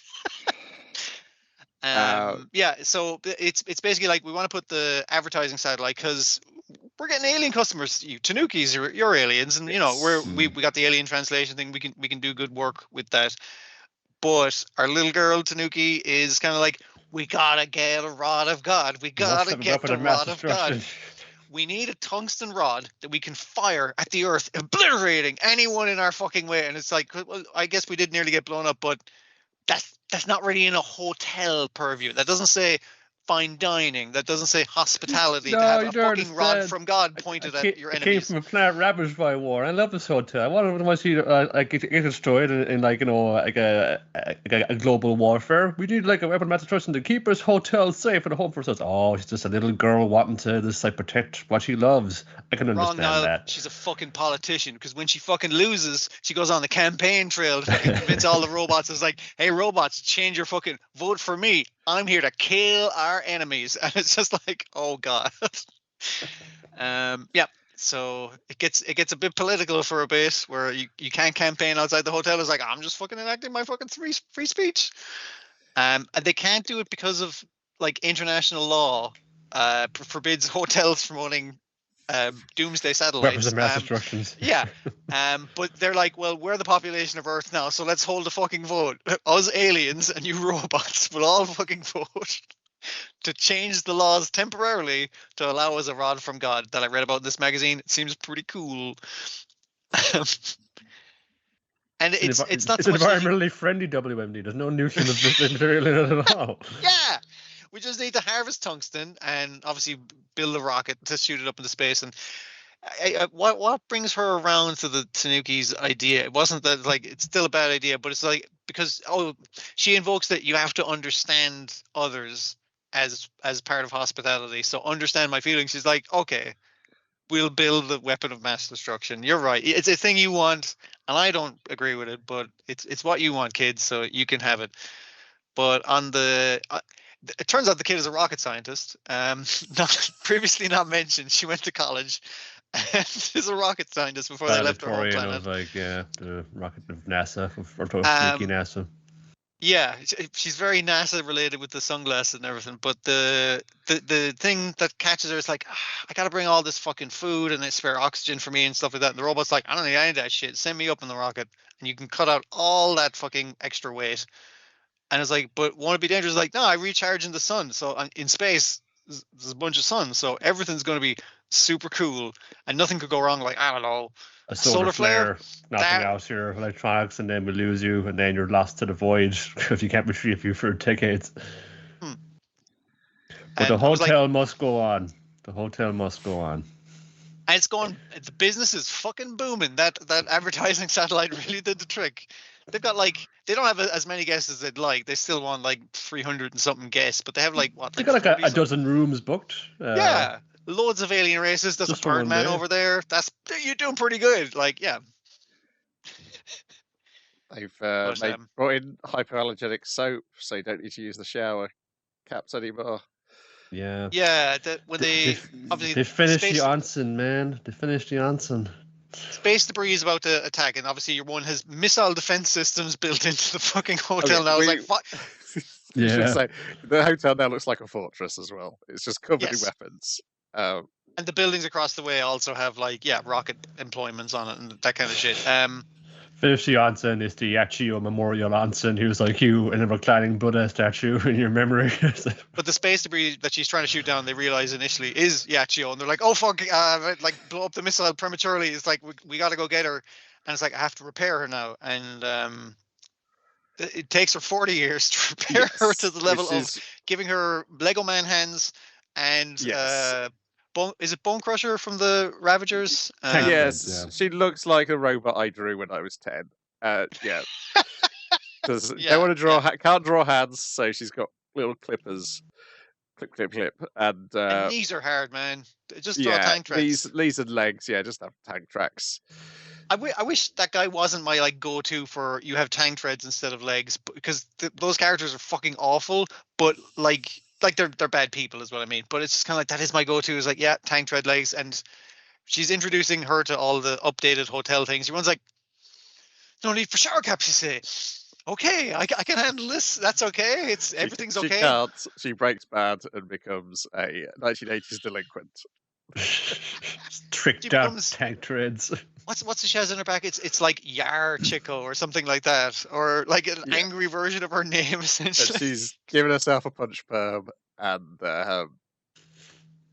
too much makeup. Gone rogue. Yeah. I mean, she's already got the tank treads, so she's good to look pretty tough. But just trick it out with bike stuff, and she's good to go. There's only one person who can bring her back in, and that's Ponko in her own giant robot. It's massively it's with bits stuck together, and I have too many ideas at once. I put them all into the robot. We should say that the two kid Tanukis have now aged into adulthood, and the grandmother is close to death. Yeah, because it's kind of I gotta go check on grandma. She's been feeling ill lately, so I'll see you at work tomorrow. And she's going home with her boyfriend. And it's like, shit is fucking the hotel and her life has changed too much. And also she can't even go behind the front desk anymore. I think that's the thing that breaks her, isn't it? Because her tank treads won't let her pass. She tries to kind of go to the upside down. Maybe if I do a handstand, I can get over the desk that way. It's that she can't do her job, and her job has changed so irrevocably that sends her crazy and super violent, just driving around town shooting missiles. Yeah, and you get a very thrilling like robot fight across the cityscape, just like using all the guns and gadgets, and then also reconciling and kind of getting their fears across the phone and saying, "You didn't want me anymore." It's like these guys got to find my phone and saying, "No, I had to do it for you to show you like the dreams of what you taught me." It's like just trying to. We kept doing it for you. We didn't build a memorial because you were dead. We built a memorial to remember we're going to get you back. Like this was all for you, that kind of thing. And like you said, it's a really good robot fight, and it incorporates having tank tread legs, like driving up the side of a building. Her having like an extendo fucking arm, and that tricked out mech suit. It's very good. Again, when this thing goes at animation hog wild, it really fucking does. Yeah. Like GQuuuuuuX is going to have his work cut out for if we can have two people reconciling themselves over a robot fight. But this beat them to it right here. And then the end bit is Yachio realizing that she needs to bend with the times. She can't expect everything to remain the same. Yeah, because they've added like loads of rules onto the 8 or 10 hotelier rules, and Yuan's been adding rules over time. One was like, keep venom for the guests or something like that. Or it was just like, what the fuck? But yeah, that's where we get our new rule added of discipline with a fist, reconcile with a high five, where it's like extreme violence, but then we're friends at the end. It's like, that's a good rule. We'll add that one to the list. We can change as the industry demands it, and it has been literally hundreds you can just keep adding on right here. It's easy. Yeah, exactly. But after stating all that, she's still going to put all the shower hats back. That's it. Shower hats are a given, right? It's just, I know it doesn't hurt their eyes. It's nice to have. They're just nice to have. The heritage of this hotel. They come here for. Yeah. Yeah. So we'll have to wait and see whether she's still in the same state next week. They find it's probably a hundreds cache of robot years later parts somewhere. They just fix her up with. Yeah. I mean, they spent 40 years doing that shit to her, so I guess we're going to have to do another time skip just to have them improve her even slightly. By the looks of things, we get an explanation of who the boyfriend is, so it might just be the following week. Okay. Yeah, I fucking love this show, man. It's so good. It is. It's. I've been listening to a podcast where they watched Akiba Maid War for the first time this week, not knowing what to expect, and excellent. They had their tiny minds blown. Good stuff. Yeah.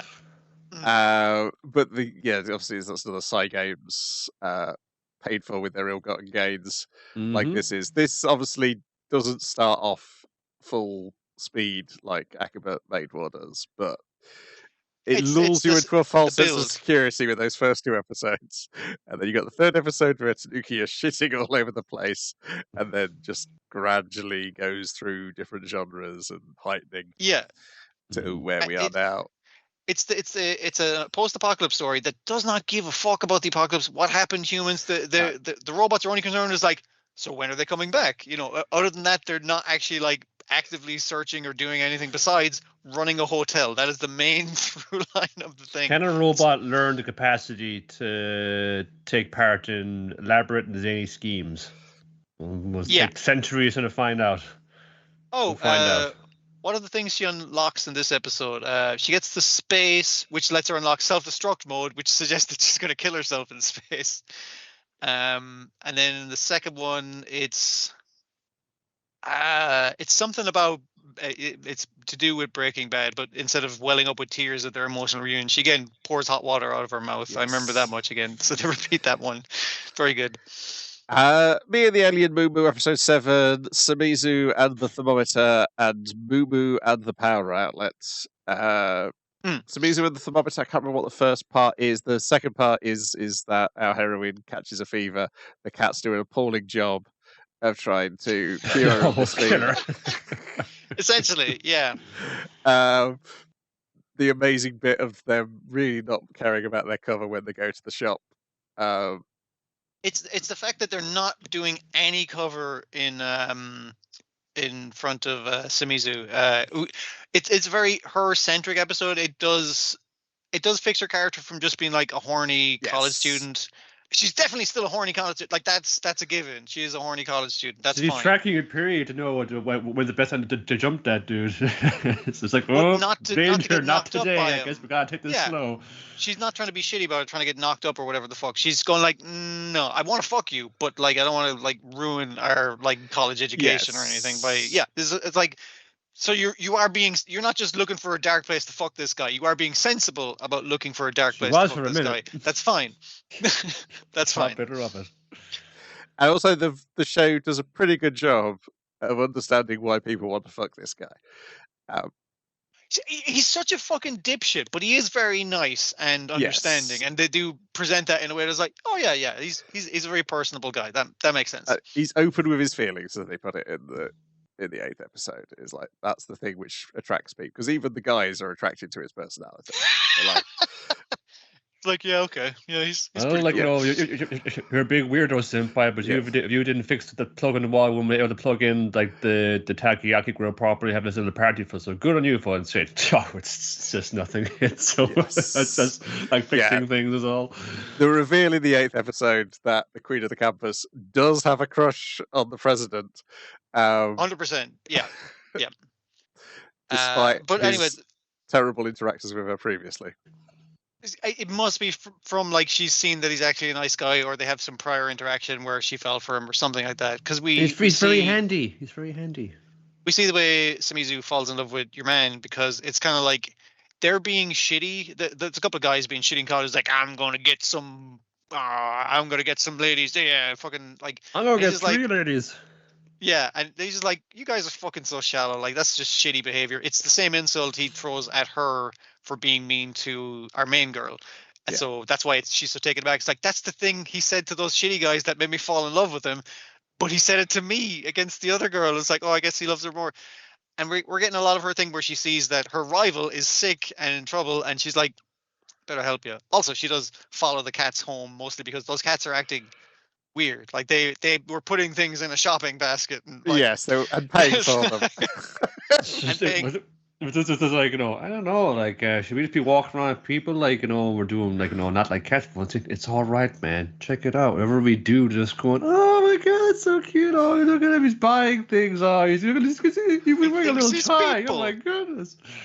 Yeah, so when going home to her apartment and going like, Jesus Christ, these cats are trying to murder you by cooling you down by putting your head in the open fridge and throwing buckets of water on you and to reduce your fever. It's just like, all right, I'm gonna give you proper care, I'm gonna make you a nice fucking meal. And she's like, I'm not doing this because I like you, just I'm doing it because it's the right thing to do. And your one's like, wow, she's really nice. And your one's like, God, that one's really weird, and her cats are weird. And why is there a rocket in her apartment? Oh, that hot boy I like. Brilliant. Okay, I'm not concerned with a rocket crashed into her apartment or nothing now. Because he has apologized to her. He's like, no, I was a bit mean to you last week. Sorry about that. And her being invited to the takoyaki party because they're friends now, even though she's like, we're rivals. We will have a takoyaki fight. Competition, like. Yeah. Who could make the best? Sakuraku's thing is more, I just need to be more sociable. It's not necessarily... She does have a crush on Tsurumi, but she's not trying to attract him. She's basically looking at him as like, how would I express affection towards other people? Kind of looking at the dude she likes, going like, fucking hell, I can't figure that out. It's like, I'll figure out how to be more sociable and I'll get there. That kind of thing. Yeah. Yeah. She goes like, take a few steps first. But yeah, the start of the episode 8 is one of Sunoko's club mates from the Miko club has bought 500 of these cats where you put your crush inside and your true love will come true. Please buy one. For a minor character. For a minor character, I love the fact that they have all this shit going on in their life. It's like, hey, you should buy one of these. It's like, nah, you can put your crush inside, and then your true love will come true. And it's like, nah, it's like, dude, you gotta fucking help me out. I ordered too fucking many of these. Here. I'm in the fucking red, dude. Like, gonna bankrupt the club. Yeah. And then we see like a photo of the club, and we see that Sunoko is part of the club. So what she's done is going to affect Sunoko as well. So she has to buy one. She has to write down her one true love's name and put it in. But And then unfortunately, she hears her one true love flirting with an old lady behind her. They call it flirting, but he's just like, he's talking what about is he talking about? sterilization, is what he's talking about. So he's really excited. He's like, wow, Yes. that's really interesting to me. A fucking weirdo. So she's like, I gotta fucking go. She gets up, spills coffee on herself, and everyone's like, oh no, until he throws like essentially like a pitcher of water on her. So she doesn't get burned, but everyone's like, what a fucking prick. Get his like he threw a bucket of water and he's like, oh fuck, I ruined your top. Give me your blouse. And he kind of take it, he's like, yeah, this fucking thing stinks to high heaven. And everyone's like, Jesus Christ, kick his ass. Like one guy shouts, throw a chair at him. Like and he cuts as if he was like about to throw it. And he's like, you have to kick this guy's ass, and then they're introduced to the legal laundromat they're running out the back of the repair shop. It's like experiments. It's legal. So that's why they're It's allowed an to use the experiment, so university. they allowed to use the university's electricity and water because we're not charging for the use of them. But they are selling them. People just drop their meal tickets here. Then, well, that's their business, not ours. We were just, repairing washing machines. That's right not here. money, Niall. That's not money. That's tokens that can be exchanged for goods and services. That's not money. Yes. The lead into this, though, is him just coming to the front door of the clubhouse with the cardigan in his hand, and they're like, "Why are you holding a lady's cardigan?"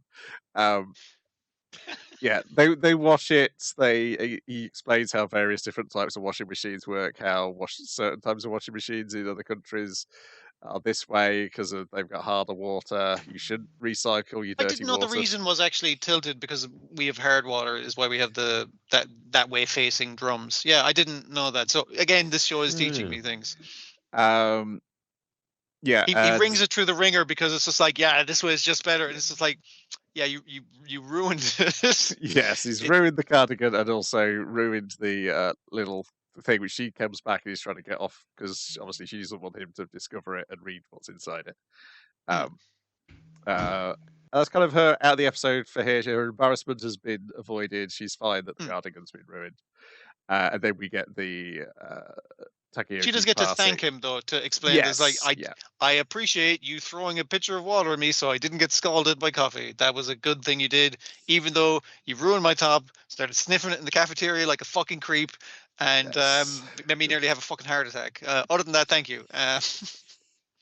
Yeah, but it's nice to know that she's into him, and so therefore all those other weird encounters she was fine with. It's just everyone else around her takes it worse than his just social ineptness. And then we get the party where everyone's invited except Sunoco. And we get you've overloading your extension lead there. I'm gonna have to put in a new socket because the reason he's using the extension lead is because one of the sockets is broken. Luckily, he's got this great socket from this one company who makes them in this way, and he's doing a lecture. I went on the tour last week. Here's selfies I took on the tour of the socket factory. The cats are loving it to the point where they've taken out notepads and pens and taking notes on this. Wow. Like everyone else is kind of bored with his thing. He's like, yeah, you go on about this shit. We don't fucking care. And at one point he's like, well, the cats are paying attention to me. So he's like, hey cats, you want to look at these fucking cool photos of me at the factory? And the cats are been distracted by the smell of Takeyoki because it's like at that stage he's installed the plug, so it's cooking. They're just like fucking food over there though. So he can't get the attention that he craves for his love of installing sockets very quickly. His love of not made in China products, as he keeps going on about, because like this is homegrown. This is a Japanese company. We export them across the world. We just haven't conquered America yet. Other than that, every place else gets sockets from this one factory that I visited the other day. You should check out my photos. Yes, I have to say the bit where he's extolling the virtue of frozen food, I was like, oh, this is so dangerously close to things I might have said. Close to being around being at university studying frozen food, among many other things. Yeah. It doesn't need preservatives. It's already frozen. That's it. It maintains all the flavor. It maintains all the flavor. None of the preservatives. When they say they lock in the flavor into the peas, they're not lying. It locks in the flavor. It's amazing. Oh, dear. Yeah, and then Samizu shows up with her own cooker, and they have a cook-off. But Akihiro prefers. While he likes the Traditional ones ones. Summi's made, yeah, he prefers the traditional ones. I mean, those which pizza ones did sound pretty good. I'd go for that, yeah. Which of course, And also, they- like, Is it orthodox takoyaki though? Are you making in fact an arancini? Like, you know, this is just like, you know, throwing the whole rubik out the window here. but the idea of like taking the octopus and doing it Italian style, I was just like, oh yeah, because like they have a bunch of octopus kind of things as well. It's like it's a good idea, but yeah, he wants the traditional stuff. He prefers that stuff. all throughout this, there is cat noises indicating that they would like some of this, and paws getting closer and closer. Cat's face is getting very close to a plate. Yeah, yeah. There's some other funny stuff like in the captions as well. It's like, yeah, this type of cooker is no longer available. They do wash clothes on Moomoo's home planets. Yeah, Moomoo's like shocked. It's like, whoa, they wash clothes. It's like, Moo, you're a filthy fucking sket. You know that? Like, they wash your fucking tie once in a while. Like, come on. And the way the washing machines, the way people know about the washing machines is because one of the washing machines sounds like it's having sex. It sounds like a lady going, ah, and like it just attracts like zombies coming at the window. It's like, is there horniness happening over here? It's like, oh, I could wash my clothes here. It's like, and then we can sell them washing machines, perfectly legal. It's all fine. It's an experiment. Next week, we finally get the last two characters by the looks of things. The cast is already pretty big as it is, and we're getting some good interactions. So yeah, but there's Siberia and the Man in Black.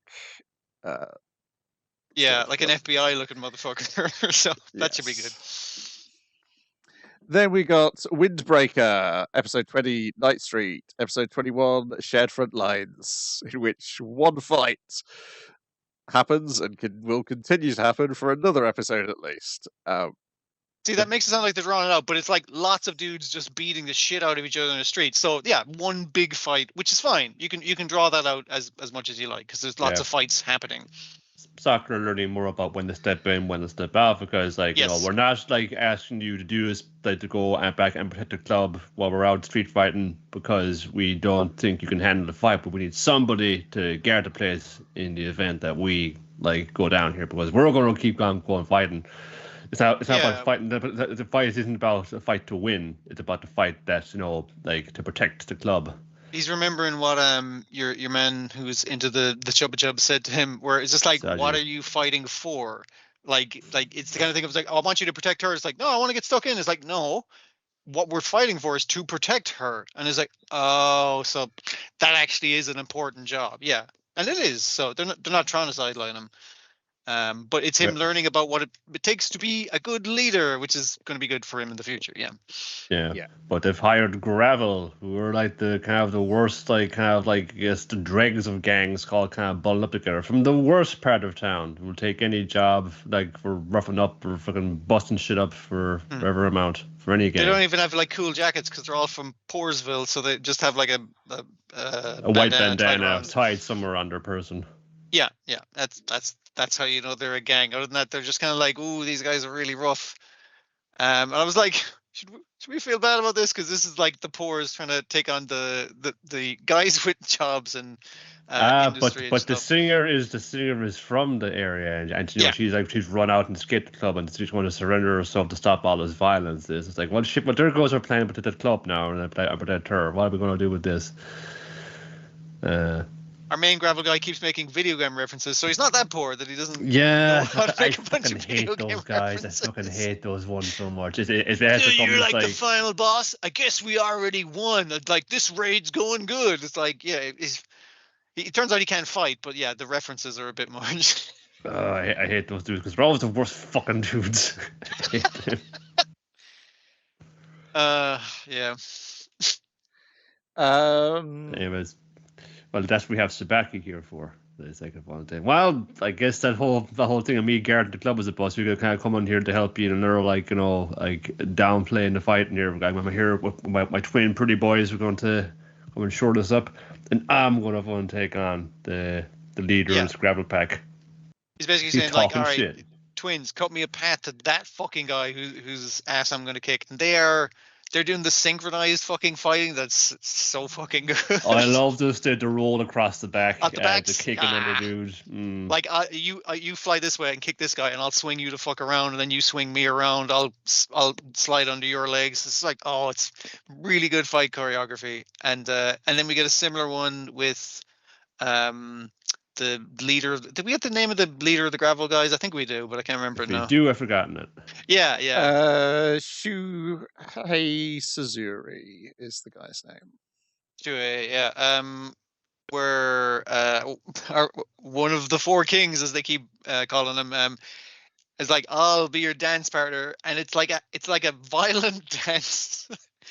Again, really good fight choreography, like kind of swinging him around like a dance partner, basically. Works really good, yeah. Yeah, and he hasn't even started breaking out the big moves yet, apparently. Nope. Pole dancing for self-defense. It's the thing about, I don't understand why you wear that crap on your face, and it's just like, well, this makes me super strong. It's like, what do you mean? It's like, and it's like, I don't understand ideals and feelings and shit. Like, I'm just up here to get paid. Honestly, that's my entire thing. But sometimes there are things more than being paid, like respecting each other. And even though one wants to give herself up to them, it's like, no, you don't deserve that. So, like, taking the decision away from her because she's a good person, that kind of thing. We haven't tried everything yet. Maybe let's try this, and then we'll talk about a calf just rolling over and surrendering without, unreservedly later. Let's try and kick their fucking ass for us. Let's not take this shit lying down. Yeah. Then finally, we've got Dinner Table Detective, episode 8. There is no such thing as a completely locked room, file 2. And please don't drown in this river, file 1. And please don't drown in this river, file 2. That was fast. Find that hidden door pretty quickly. Yep, it's the window. It's a hidden window. Yeah. I figured it was like the back wall, but I had the idea of it wrong. And it was the judge from the from the Antiques Roadshow. Antiques Roadshow show. She's been hanging out in his safe room like for a while now. She's gone mad. Yeah, well, she was in the dark all this time. Yes. And you think the butler has sacrificed himself, but it turns out the inspector did instead. Which was I did it. I was like, no. I forgot the butler's name. No, Butler. Oh, yeah, I can't believe you did. But he's like, no, when you body tackled me there earlier, which I'm still fucking mad about, by the way. It's like, no, I'm fine. And it's just like, he didn't fucking, he saved me, that prick. Yeah, so she has to drive his car to the hospital to drop him off at the hospital. But he's just like muttering shit to himself, obviously. Yeah, it's funny in the next story when Kageyama suggests, oh, maybe you two are perfect for each other. Your boat is equally fucking thick, and he did save you. And like like as she keeps saying things, it's like, I thought of that idea after the other person said it to him. She does it to the butler the way that he did it to her earlier in the investigation. She's like, oh, I'm just like him. Maybe it's right. Maybe we're perfectly for each other in terms of stupid nepo baby detectives. Like maybe. Yes, the fun stuff in the second story here is that there's like loads of people running. They're running into people who dress like the inspector throughout the first part of the story. Yeah. The murder victim, the main witness, and then the media suspect was like, it's like, what's this going on?